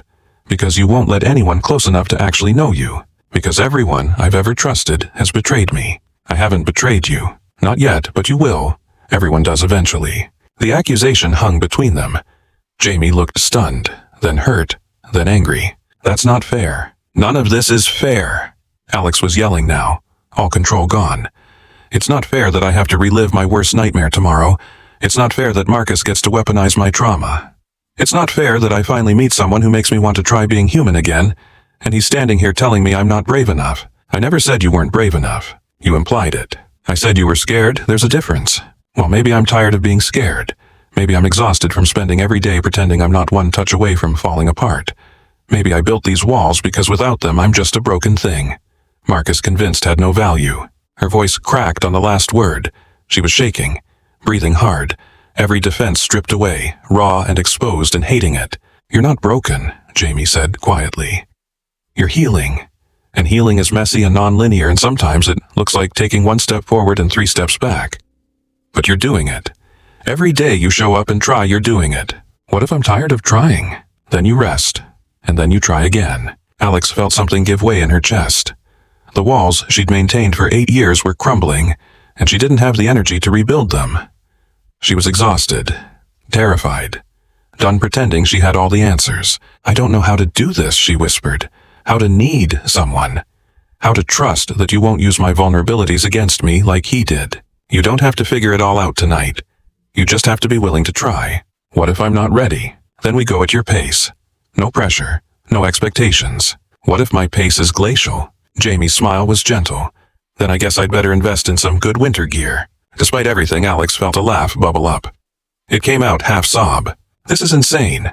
Tomorrow, I'm fighting for my company, and I'm standing here having a breakdown. This isn't a breakdown, it's a breakthrough. They stood facing each other across her living room. The city lights glittered beyond the windows. Sophie snored softly on the couch, oblivious to the emotional earthquake happening around her. I'm scared, Alex admitted. The words felt like jumping off a cliff. I'm so scared of tomorrow, of Marcus, of losing everything, Of you seeing who I really am and deciding I'm too damaged to bother with. I already see who you really are. Jamie's voice was steady. Someone brilliant and fierce and so much stronger than she gives herself credit for. Someone who's been hurt but refuses to let that hurt define her. Someone worth fighting for. The sincerity in his voice undid her. Alex felt tears spill over. She wiped them away angrily. I hate crying. It makes me feel weak. Crying doesn't make you weak. It makes you human. I've been trying very hard not to be human for 8 years. I know, but you can stop trying so hard, at least with me. The permission landed, soft but profound. Alex looked at this man who'd somehow become essential. This single father who saw past her Ice Queen exterior. This person who kept showing up without asking for anything in return. I don't deserve you, she said. That's not your decision to make. Jamie took a careful step toward her. I get to decide what I deserve. And I think I deserve someone who challenges me and frustrates me and makes me want to be better. Someone who's brilliant and complicated and real. I'm a mess. We're all messes. Some of us are just better at hiding it. Another step. Then another.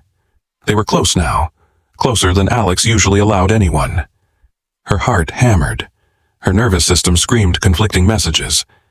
Danger, safety, run, stay, Alex. Jamie said softly. I'm going to be honest with you. I think about you constantly. When I'm with Sophie. When I'm working. When I'm lying in bed staring at the ceiling wondering how someone I've known for weeks has become someone I can't imagine not knowing. The confession made Alex's breath catch. But he continued, I'm not going to push. I'm not going to demand anything you're not ready to give. If all you can offer is standing 3 feet apart and occasionally tolerating my presence, I'll take it. Because knowing you in any capacity is better than not knowing you at all. The words were everything Marcus had never been. Patient. Respectful. Offering instead of taking. What if I want to offer more? Alex heard herself ask. What if I'm tired of always being 3 feet away? Then you tell me what you need. And we go from there. Alex's hands were shaking. This was the moment. The precipice. She could retreat, rebuild her walls, go back to the safety of isolation. Or she could jump. She reached out, placed her palm against Jamie's chest, the first time she'd voluntarily touched another adult in 8 years. Under her hand, his heart raced. Is this okay? She whispered. Jamie's hand came up slowly, covering hers. Yes, this is okay. They stood like that. Not quite embracing. Just touching. Breathing. Existing in the same space without fear. I don't know what I'm doing, Alex admitted. Neither do I. We'll figure it out together. Together. The word felt foreign and familiar at once. Alex had been alone for so long she'd forgotten what together could mean. Jamie, she started, but the words tangled. There was too much to say, too much emotion crowding her throat. What is it? I think I'm starting to care about you. And it terrifies me. Because everyone I've ever cared about has either hurt me, or left me, or died. And I can't survive that again. You're stronger than you think. What if I'm not? What if I let you in and you realize I'm too broken to fix? I don't want to fix you. Jamie's thumb traced small circles on her hand. I want to know you. The real you. Not the CEO, or the Ice Queen, or the survivor. Just Alex. What if you don't like what you find? I'll take that risk. His certainty made something crack wider in Alex's chest. She swayed slightly, overwhelmed by sensation and emotion and the terrifying possibility of connection. Steady, Jamie murmured. I've got you. But he didn't pull her closer. Didn't take advantage of her vulnerability. Just stood there solid and present, letting her set the pace. This is harder than I thought it would be, Alex said. Letting someone close. Most worthwhile things are hard. Is it worth it? The vulnerability. Ask me in 6 months, but I think so. They drifted slightly closer. Alex could feel the warmth radiating from Jamie's body, could smell his soap and coffee, and something uniquely him. Every nerve ending screamed conflicting messages.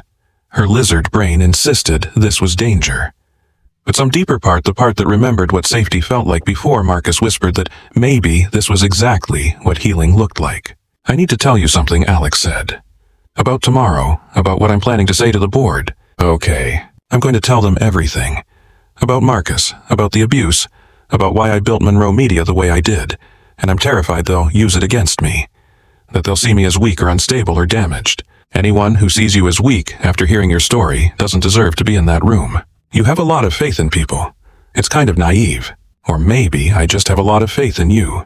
The statement landed with unexpected weight. When was the last time someone had faith in her? Not in her business acumen, or her ruthlessness, or her ability to close deals, but in her. In the messy, complicated, scared human underneath the corporate armor. Why, Alex asked, why do you have faith in me? Because I've watched you. The way you interact with Sophie like she matters, even though you could easily dismiss a 9-year-old's opinions. The way you listen when people talk. The way you're trying despite every instinct telling you to retreat. That's not weakness. That's courage. I don't feel courageous. Courage isn't the absence of fear. It's moving forward despite it. You taught me that, actually. When you kept showing up to negotiate, even though I was clearly getting under your skin, you were very annoying. I was very persistent. There's a difference. Alex felt a laugh escape. How did you do this? Do what? Make me laugh when I should be planning battle strategy. Maybe battle strategy works better with occasional laughter breaks.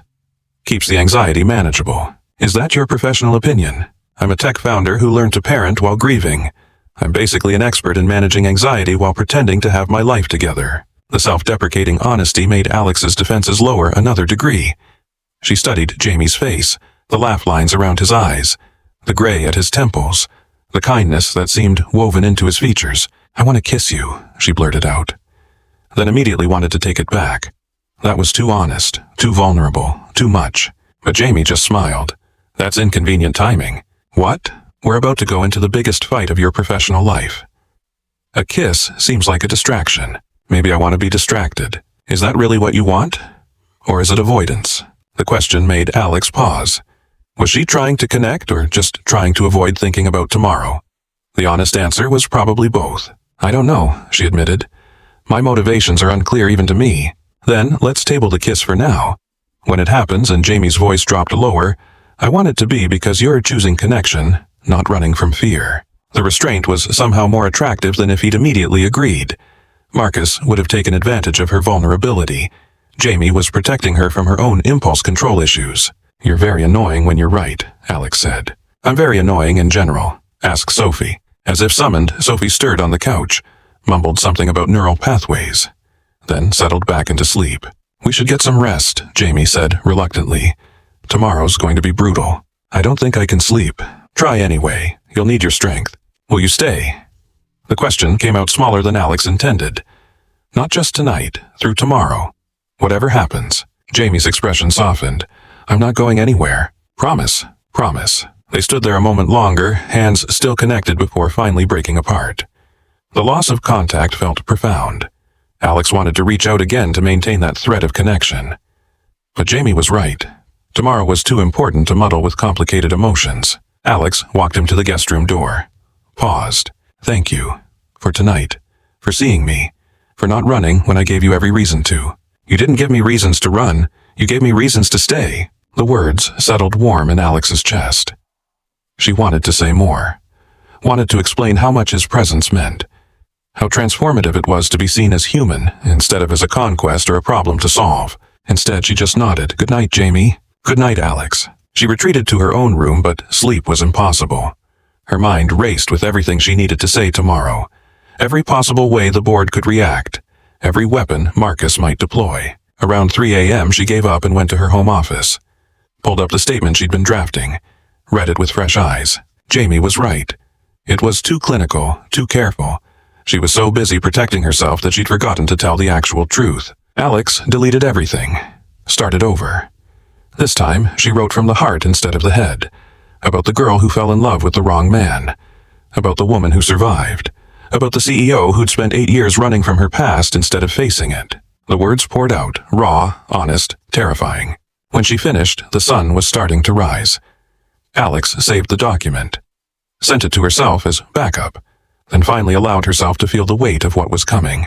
In a few hours, she would stand before her board and the press and possibly Marcus himself. She would strip away every defense, every wall, every carefully maintained piece of armor. She would tell the truth. And whatever happened after, she would face it. Not alone this time, but with Jamie and Sophie and the possibility of a future that didn't involve hiding. The thought terrified her. But it also, for the first time in 8 years, made her feel something like hope. Alex pulled out her phone, texted her therapist, the one she'd stopped seeing 2 years ago. I need an appointment, as soon as possible. I'm ready to do the work. The response came surprisingly quickly. I've been waiting for this message. Tomorrow at 4, Alex confirmed. Then sent another text to Maya. I need you to clear my afternoon schedule tomorrow. Personal appointment, non-negotiable. Small steps. That's what healing was, according to Sophie's science project. Not giant leaps, but incremental changes. New neural pathways forming alongside the old protective ones. Alex could do small steps. She'd spent 8 years taking them in the opposite direction. Time to change course. She heard movement in the hallway, found Jamie in the kitchen already making coffee. He looked as exhausted as she felt. Couldn't sleep either, she asked. Kept running scenarios. He handed her a mug, prepared exactly how she liked it. He'd been paying attention. I rewrote my statement. Want to read it? Are you sure? Alex handed him her laptop. I'm trying this new thing where I trust people. It's terrifying, but apparently good for neural plasticity. Jamie read in silence. Alex watched his face, trying to gauge his reaction. When he finally looked up, his eyes were bright. Alex, this is perfect. This is exactly what they need to hear. It's too vulnerable, too honest. It's brave, and it's true. That's all that matters. What if they use it against me? Then they're not worthy of leading a company that claims to value human connection. The confidence in his voice steadied her. Alex took her laptop back. Save the file one more time. Okay, I'm doing this. You're doing this. Sophie emerged, then sleepy and disheveled. Morning. Are we having another feelings crisis, or are we actually eating breakfast this time? Despite the tension, both adults laughed. Breakfast, Alex said. Definitely breakfast. They made pancakes again. Sophie provided running commentary on the proper chocolate chip to batter ratio. Jamie burned 2, but claimed they were for the dog they didn't have. Alex found herself actually eating, actually tasting the food, actually being present instead of mentally rehearsing worst-case scenarios. Around 7:30, reality intruded. Alex needed to get ready. Jamie needed to get Sophie to school, then meet with his own lawyers. The domestic bubble had to break. But before Sophie left, she hugged Alex again, tighter this time. You're going to be okay, the 9-year-old said with absolute certainty. My neural pathway model predicts it. Your model predicts that. Okay, no. But I predict it, and I'm usually right about people. Alex crouched to Sophie's level. Thank you. For the science lesson and the wisdom, and for being you. You're welcome. Sophie's expression turned serious. And Alex, red pathways don't disappear. But blue ones can be stronger. Remember that today. I will. After they left, Alex stood in her penthouse, looking at the evidence of their presence. The dishes in the sink. The throw blanket still warm from where Sophie had slept. The sense of life that had filled the space. She'd spent 8 years keeping her home pristine and empty. Maybe it was time to let it be messy and full instead. Alex showered. Applied makeup like war paint. Chose a red suit instead of her usual black or white. Red for courage. For blood. For the battle ahead. At 8:45, her phone buzzed. Text from Jamie. You've got this. And no matter what happens, you're not alone. The words steadied her. Alex took one last look at her reflection. The woman staring back was scared, but she was also ready. Time to face the monster. Time to reclaim her story. Time to prove that survival was just the beginning, not the end. Alexandra Monroe picked up her briefcase, straightened her shoulders, and walked out of her penthouse toward whatever came next. Terrified, determined, and for the first time in 8 years, genuinely hopeful that the truth might actually set her free. The war was about to begin. But she was no longer fighting alone, and that changed everything. The Monroe Tower boardroom had never felt smaller. Alex stood outside the double doors at 8:58, her hand trembling as she reached for the handle. Through the frosted glass, she could see shadows moving. The board members, the lawyers, the press relegated to the back rows. And somewhere in that room, Marcus Sterling waited with the patience of a predator who believed he'd already won. Maya appeared beside her tablet in hand expression professionally neutral, but eyes concerned. They're ready for you. Full house. I've never seen this many people at a shareholders meeting. How many press? 12 outlets. Bloomberg, Wall Street Journal, TechCrunch, The Times. Everyone wants the story. The story. As if her trauma was just content to be consumed. Alex felt her stomach turn. Mr. Harrison is already inside, Maya added quietly. Back row, left side. He wanted you to know he's there. The information steadied Alex more than it should. She straightened her red suit jacket. Touched the USB drive in her pocket containing the audio recording from 8 years ago. The evidence that would either save her or destroy her, depending on how the room chose to interpret survival. Let's do this. Maya opened the doors. The room fell silent. Every head turned. Alex felt the weight of their judgment, their curiosity, their barely concealed eagerness to watch the Ice Queen either maintain her throne or shatter spectacularly in the attempt. She walked to the podium at the front of the room, her heels clicking against marble with a rhythm that felt like a countdown. She didn't look at Marcus. Not yet. If she looked at him now, she might lose her nerve entirely. "Good morning," she began. Her voice came out steady. "Thank you for attending on such short notice." Thomas Whitmore sat at the head of the table, his expression already skeptical.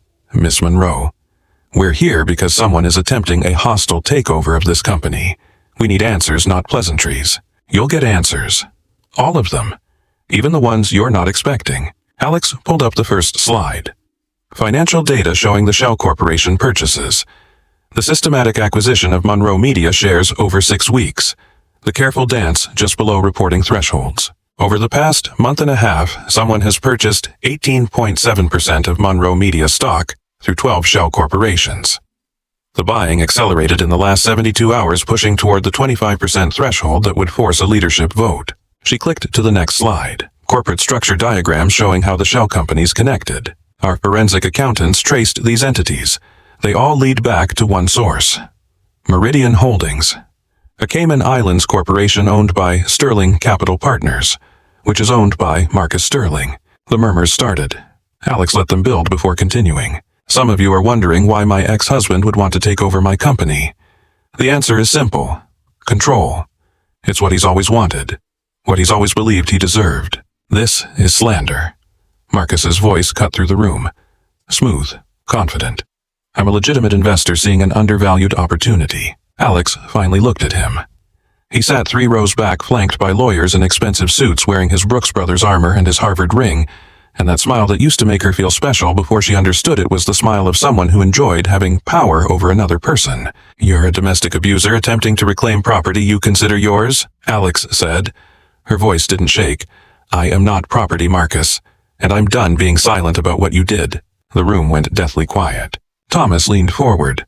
"Ms. Monroe, if you're making accusations, you better have proof." "I do."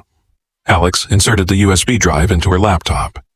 "But first I want to tell you a story about a 27-year-old woman who just lost her father, who inherited a trust fund and a lot of responsibility she felt unprepared for, who met a man who seemed to have all the answers.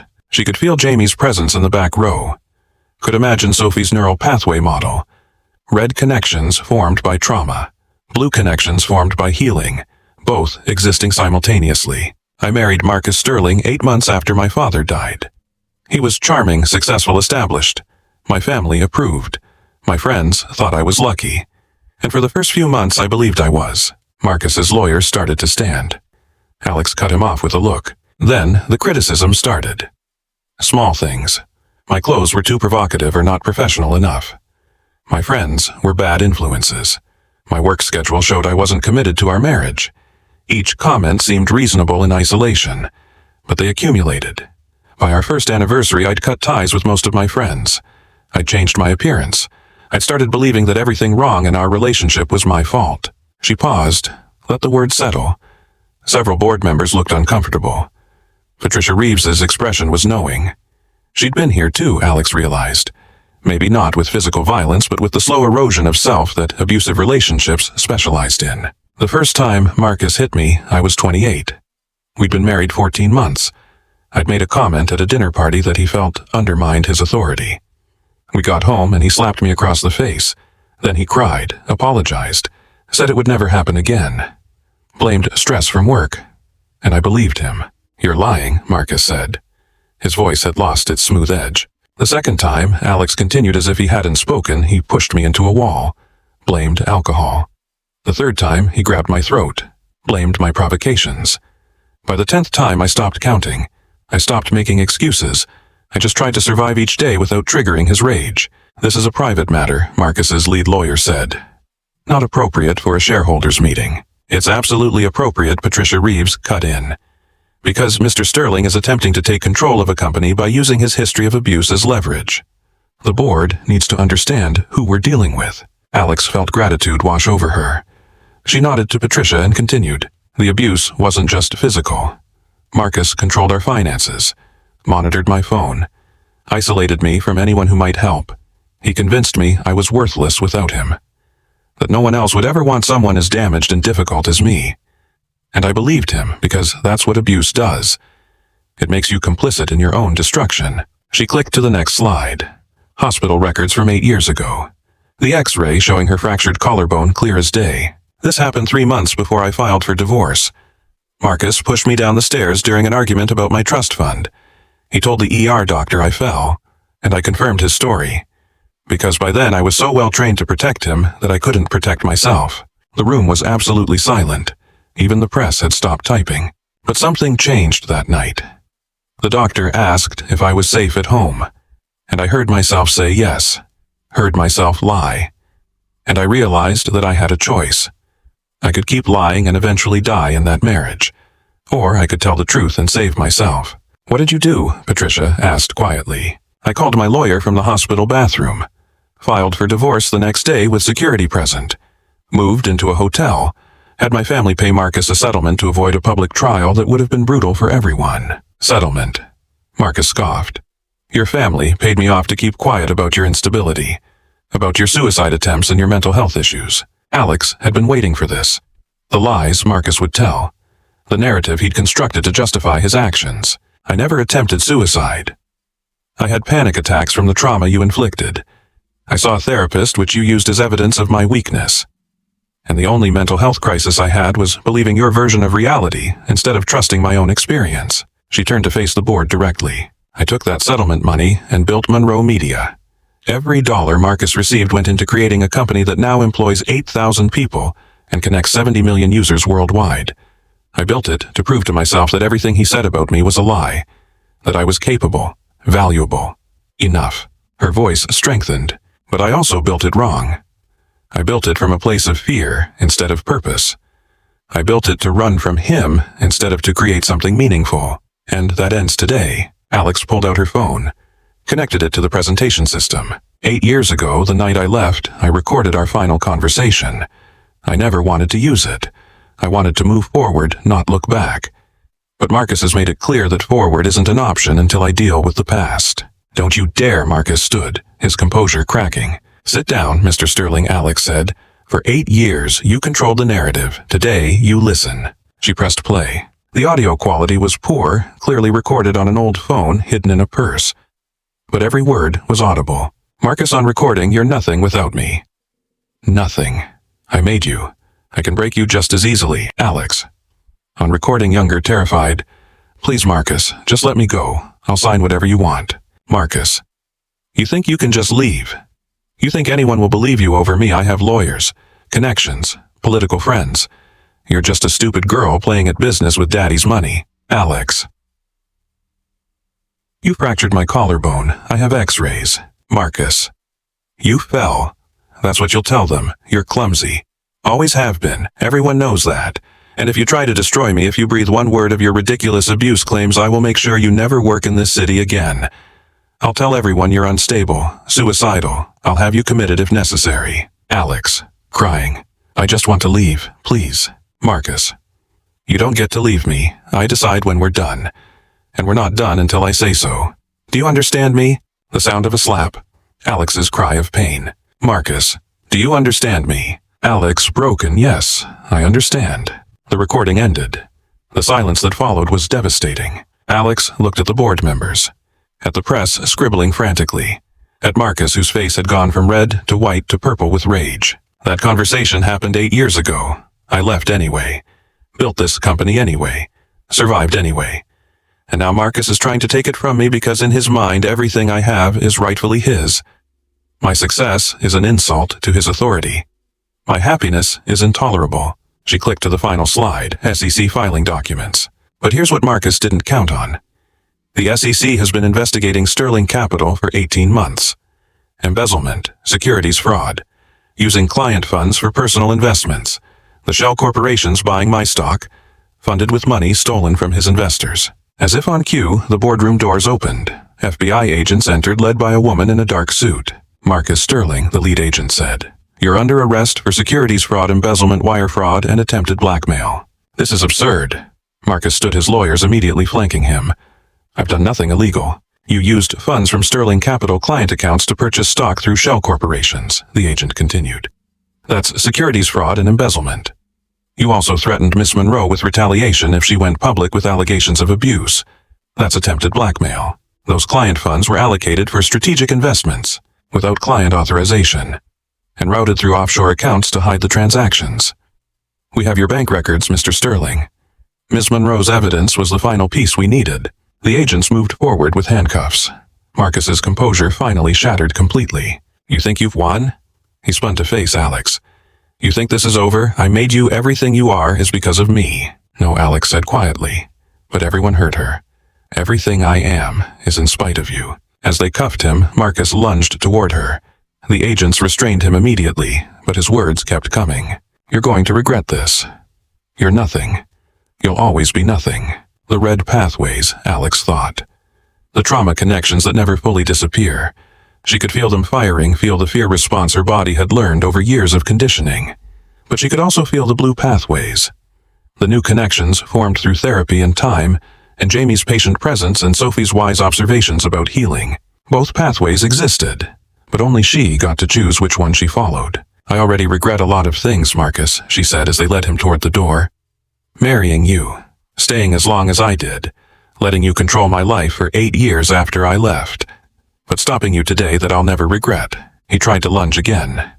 The agents pulled him through the doors. His shouting echoed down the hallway until it finally faded to nothing. The boardroom remained silent for a long moment. Then Patricia Reeves started to clap. Slowly at first. Then others joined. Not everyone. Thomas Whitmore sat stone-faced. But enough. Enough board members standing and applauding to make Alex's eyes burn with tears she refused to shed. Not yet, not until this was finished. We need to vote, she said. The takeover attempt. The shell corporations control 18.7%. We need to reject the acquisition and affirm current leadership. The vote was swift. 11-2 in Alex's favor. Thomas and one other member dissenting, probably because admitting they'd been wrong about her would require humility they didn't possess. But Alex didn't care about unanimous approval. She cared that she'd told the truth and the company had chosen to stand with her anyway. One more thing, Patricia said. I move that we establish the Monroe Foundation, a fund to support domestic violence survivors in building businesses and careers, to be seeded with $10 million from the company and matched by Ms. Monroe personally. The motion passed unanimously.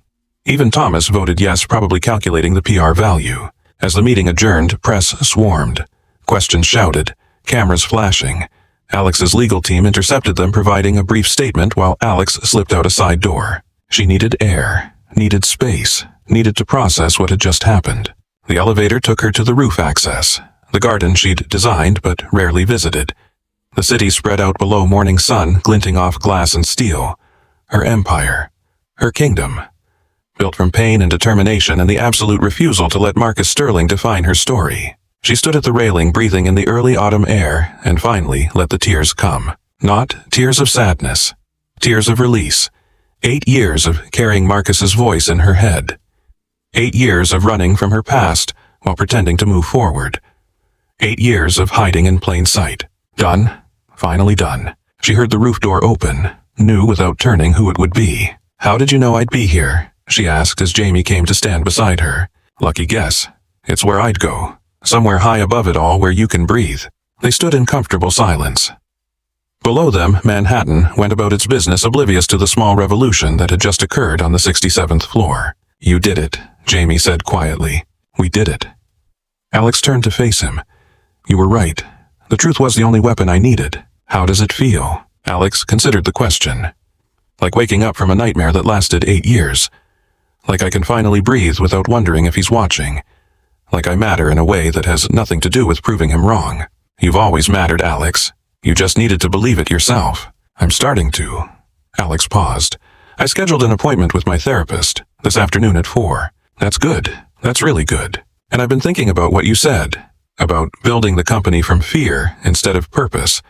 I want to change that. How? I don't know yet. But I want Monroe Media to mean something beyond market share and quarterly earnings. I want it to reflect who I actually am, not who I was running from. Jamie smiled. The woman I see could build something extraordinary if she stopped trying to prove she was enough and started operating from the assumption that she already is. The words landed soft but profound. Alex felt something shift in her chest. A loosening, a lightening. "Can I ask you something?" she said. "Anything." At the shareholders' meeting when Marcus was being arrested and he lunged at me. I saw your face. You were halfway out of your seat before the agent stopped him. Protective instinct, sorry. Don't apologize. Alex moved slightly closer. It's just I've spent 8 years convinced that needing protection meant weakness.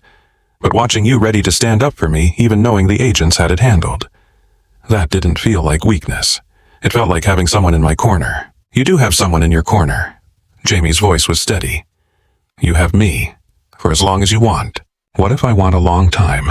Then I guess I'd better get comfortable. They stood facing each other on the rooftop, the city spread below them, the future uncertain, but somehow less terrifying than it had been yesterday. I don't know what this is, Alex admitted. Between us, I don't have a framework for healthy relationships. I don't know how to need someone without it feeling like surrender. Jamie took a careful step closer. Then we figure it out together. One day at a time, no pressure, no expectations. Just two people trying to build something real. What about Sophie? Have you told her? Told her what? That you have feelings for the Ice Queen who tried to steal your company. Jamie laughed. Sophie knew before I did. She keeps asking when you're coming over for dinner. Apparently, you're the only adult who takes her science projects seriously. I do take them seriously. That neural pathway model is graduate-level work. See, you're already fitting into our weird little family. The word family made Alex's breath catch. She hadn't had a family since her father died. Had convinced herself she didn't need one. That independence was safer than interdependence. But standing here with Jamie thinking about Sophie's unfiltered wisdom and the way they'd invaded her sterile penthouse with life and mess and laughter, Alex wondered if maybe she'd been wrong. Maybe the strongest structures weren't the ones built alone. Maybe they were the ones built together with multiple support beams and shared foundations. I'm still going to be difficult, Alex warned. I'm going to have bad days where I push you away. Days where Marcus's voice in my head is louder than my own. Days where I can't be touched without feeling like I'm drowning. I know. Jamie's acceptance was matter of fact, and I'm still going to show up. On the good days and the hard days and the days where you're convinced you're too broken to love.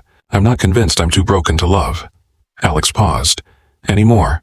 Mostly. It's a work in progress. We're all works in progress. You're being very patient with me. I have time, and you're worth the wait. Alex felt something crack open wider in her chest. The possibility of connection, of being known, of letting someone see her messy, complicated, scared human self and having them stay anyway. Can I try something? She asked. Jamie nodded. Alex reached out, placed both hands on his chest, felt his heart racing under her palms. Her own heart answered with an equally frantic rhythm, but underneath the anxiety, underneath the automatic fear response, there was something else. Safety. Connection. The blue pathways forming alongside the red. Is this okay? Jamie asked, his hands hovering near her waist but not touching. Yes, you can. Touch me, I mean. His hands settled gently on her waist. The contact made Alex's nervous system scream briefly, then settle. This was Jamie. This was safe. This was someone who'd proven repeatedly that touch could be gentle instead of violent. Connecting instead of controlling. I've thought about this, Alex admitted. Since that night, we almost kissed. I've been wondering what it would feel like to be close to someone without fear. And how does it feel? Terrifying. But also, right. Like my body remembers this was supposed to feel good before Marcus convinced me that closeness meant danger. They stood like that, barely touching, breathing in sync. To an outside observer, it would have looked like nothing. To them, it was everything. Can I kiss you? Jamie asked. Or is that too much? Alex considered. Every nerve ending was on high alert. But the blue pathways were firing too, the new connection saying that intimacy could be healing. That vulnerability didn't always end in pain. Yes, she whispered, but slow. And if I need to stop, then we stop. No questions, no pressure. Jamie leaned in slowly, giving Alex every opportunity to pull away. When their lips finally met, it was gentle, tentative. A question instead of a demand. Alex felt her body tense, then relax. This was different from the accidental collision in her penthouse. This was intentional, chosen, a conscious decision to reach for connection instead of retreating into safety. When they finally broke apart, both were trembling. Okay, Jamie asked. Alex nodded, not trusting her voice. More than okay. She touched her fingers to her lips, marveling. I didn't think I could do that anymore. Feel that. You can do a lot more than you give yourself credit for. They stood together as the sun climbed higher, warming the rooftop garden. Alex felt something loosening in her chest. The grip of the past releasing degree by degree. What happens now, she asked. Jamie considered. Well, you have therapy at 4. I have to pick up Sophie from school at 3.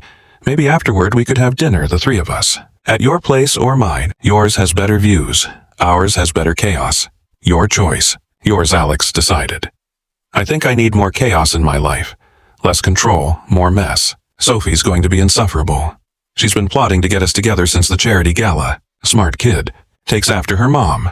They stayed on the rooftop until Alex's phone started buzzing with urgent messages. Her legal team. The board, the press office. The world demanding her attention. But for these few minutes standing with Jamie in the morning sun, Alex let herself just be. Not the CEO. Not the survivor. Not the ice queen. Just Alex. Scared and hopeful and finally ready to build something new. 8 months later, the penthouse looked different. Sophie's robotics project still colonized most flat surfaces. Family photos covered the walls that used to display expensive art. The pristine white couch now bore the stains and wear of actual use. The space Alex had maintained like a museum had become a home. She stood in her kitchen Saturday morning, watching Jamie attempt pancakes while Sophie provided running commentary on his technique. The scene had become routine over the months. Most weekends, Jamie and Sophie stayed over. Some weeknights, too. Their toothbrushes lived in her bathroom. Sophie's stuffed robot sat on the guest bed that had become hers. The integration had been gradual, messy, full of moments where Alex's old instincts screamed to retreat. But she'd kept showing up, kept trying, kept choosing connection over isolation. Therapy helped. Her therapist, Dr. Patterson, had been patient through the setbacks and celebrated the progress. Alex had learned that healing wasn't linear, that some days she could handle touch and others she couldn't. That both responses were okay, that recovery was a process, not a destination. The Monroe Foundation helped too. Seeing other survivors build businesses gave Alex's success new meaning. She wasn't just proving Marcus wrong anymore. She was creating pathways for other women to escape, to rebuild, to thrive. Marcus had been sentenced to 12 years for securities fraud and embezzlement. The abuse charges hadn't stuck statute of limitations having expired, but the financial crimes were enough. Alex felt nothing when she heard the verdict. No triumph, no vindication, just relief that he couldn't hurt anyone else for a while. She'd testified at his trial, stood in front of a courtroom and told her story again. It was easier the second time, the third time. Each telling stripped away a little more shame until what remained was just truth. This happened. I survived. I'm still here. The media attention had been brutal at first. Think pieces about why she stayed. Armchair psychologists analyzing her choices. People who'd never experienced abuse explaining what they would have done differently. But there had also been an outpouring of support. Survivors sharing their stories. Other CEOs admitting to hiding similar traumas. A whole conversation about how abuse didn't discriminate based on intelligence or success. Alex had stopped reading most of it. Stopped letting other people's opinions define her experience. She knew her truth. That was enough. Alex. Sophie called. Dad's trying to make your face in pancake form again. Should I stop him? Alex walked over, wiping flour off Jamie's cheek with casual affection that would have been impossible 8 months ago. Let him create. It's abstract art. It's a potato, Sophie insisted. It's a very meaningful potato. They ate breakfast together, Sophie between the two adults, debating whether dinosaurs could have survived if they'd developed better communication systems. It was the kind of conversation that happened in their household now. Half science, half nonsense, entirely comfortable. After breakfast, they worked on Sophie's latest project. A follow-up to the neural pathway model, this one exploring how relationships create new brain connections. Sophie's hypothesis was that healthy relationships literally rewired the brain, creating networks of trust and safety that could override trauma responses. Do you think it's true, Sophie asked Alex, that people can change their brains? Alex thought about 8 months ago. About standing in the boardroom terrified. About the panic attacks she still sometimes had when someone moved too quickly. About the nights she still woke up convinced Marcus was there. But she also thought about mornings like this. About Jamie's hand in hers feeling safe instead of threatening. About Sophie's hugs no longer triggering fight or flight. About choosing to show up even when every instinct screamed to hide. I think brains are more adaptable than we give them credit for, she said. I think we can build new pathways alongside the old ones. The trauma doesn't disappear, but it doesn't have to be the dominant story anymore. That's what my model shows, Sophie beamed. The red connections stay, but the blue ones become stronger over time with repeated safe experiences. Exactly. Later, Jamie convinced Alex to go for a walk in Central Park. Sophie stayed home working on her project, old enough now to be trusted alone, for an hour. They walked hand in hand, something Alex still marveled at. Her ability to hold hands in public, to be touched without flinching, to exist in her body without constant hypervigilance. I have something to tell you, Jamie said as they reached Bow Bridge. Alex's stomach clenched automatically. Bad news. Her therapist called this catastrophizing. Assuming the worst, because in her experience with Marcus, the worst had often been true. Good news, actually. Jamie pulled her to a stop. TrueLink got acquired by a company that actually values what we built. Good terms. Better than Marcus's offer. Better than yours, if I'm honest. Alex laughed.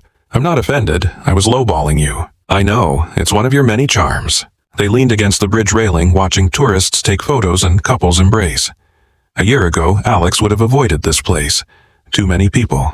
Too much chaos. Too many opportunities for unwanted contact. Now she found it comforting. All these people living their lives, most of them carrying their own hidden struggles, all of them trying to connect despite past hurts. What will you do? Alex asked. With TrueLink sold. Spend more time with Sophie. Maybe do some consulting. I've been thinking about teaching, sharing what I learned about building tech with purpose. You'd be good at that. And I've been thinking about us. Alex's heart rate picked up. Us. Jamie turned to face her fully. I know we've been taking it slow. One day at a time. No pressure. And I want to keep honoring that pace. But I also want you to know that I'm in this. Fully. For the long term. The long term, Alex repeated. Marriage eventually. If you want that, if you're ever ready. No rush. But I wanted you to know where my head is. Jamie's smile was gentle. You're it for me, Alex. However long it takes, whatever form it takes, I'm not going anywhere. Alex felt tears burning. The good kind. The kind that came from being seen and chosen and valued exactly as she was. I love you, she said. The words still felt new, precious. She'd said them before, but they gained weight with repetition. I love you, and I'm terrified of what that means. But I'm more terrified of pushing you away. Then don't push me away. Jamie pulled her closer. Let me stay. They kissed on Bow Bridge, surrounded by strangers and sunshine. Alex felt her body relax into it. Felt the blue pathways firing stronger than the red. When they broke apart, Jamie said, Sophie's going to lose her mind. She's been planning our wedding since the charity gala. We're not engaged. Yet. But when we are prepared for extremely detailed opinions about neural network-themed centerpieces. Alex laughed, the sound free and genuine. A year ago, she couldn't have imagined this. Laughing in public. Planning a future. Believing that happiness was possible instead of just survival. They walked back to the penthouse hand in hand. Found Sophie had completed her project and was already planning the presentation. I'm going to win this science fair, she announced.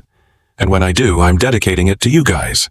For being my test subjects in relationship-based neuroplasticity. We're test subjects now, Jamie asked. Obviously. You think I just observe you two being cute for fun? This is science. Alex sat on the floor beside Sophie, looking at the elaborate model. Red pathways and blue pathways interwoven but distinct, the visual representation of healing. It's beautiful, Soph. It's true. Sophie's expression turned serious. And Alex, I'm glad you let the blue pathways grow. You're way happier now than when we first met. The observation from a 10-year-old hit Alex square in the chest. You're right, I am happier. Good, because you deserve to be happy. Everyone does. That evening, after Sophie went to bed, Alex and Jamie sat on the balcony, watching the city lights. Alex's head rested on Jamie's shoulder, his arm around her waist. The casual intimacy still felt remarkable, still worthy of notice and gratitude. Thank you, Alex said quietly. For what? For not giving up on me, for seeing past the walls, for believing I was worth the patience. You are worth it, Jamie said. Every moment of patience, every step at your pace, all of it. Alex turned to face him.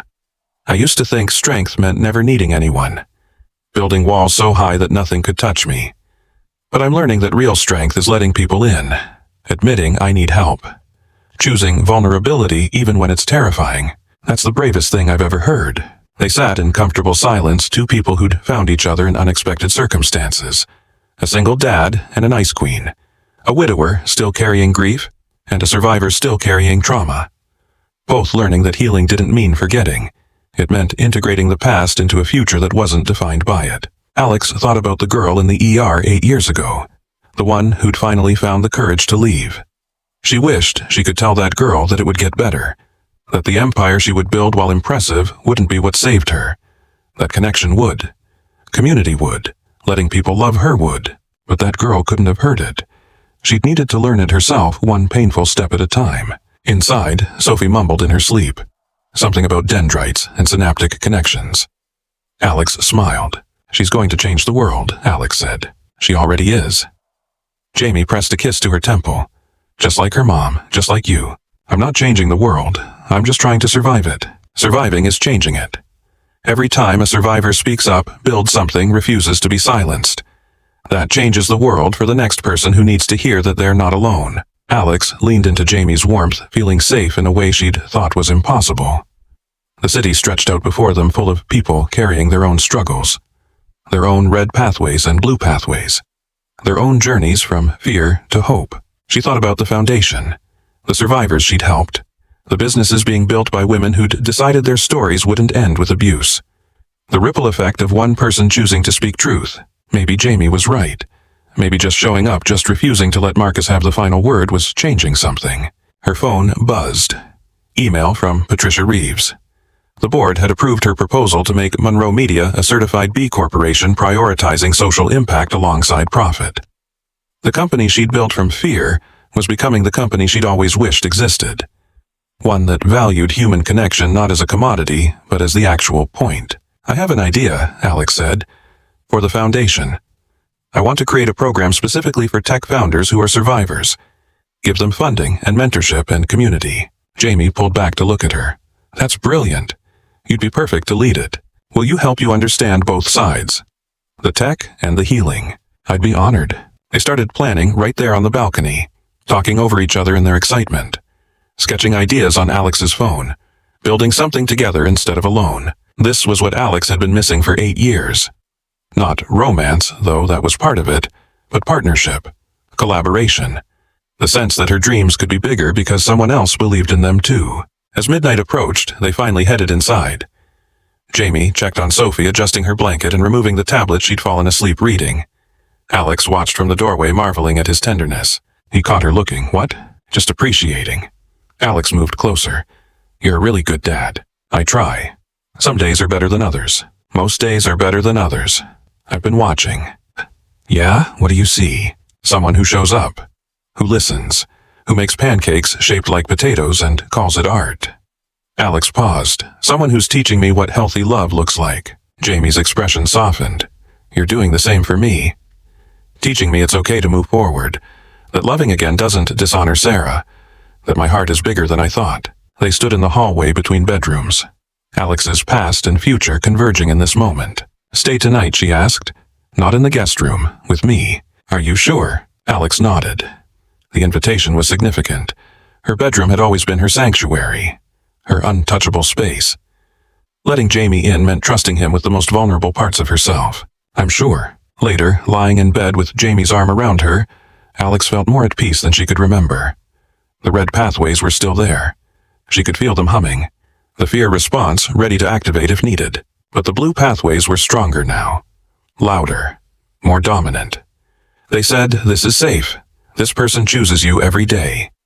This is what love looks like when it's not twisted by power and control. Jamie, she whispered in the darkness. Yeah, I'm glad you walked into my office with peanut butter on your tie. Best accidental kiss of my life. Alex smiled against his chest, mine too. She fell asleep listening to his heartbeat.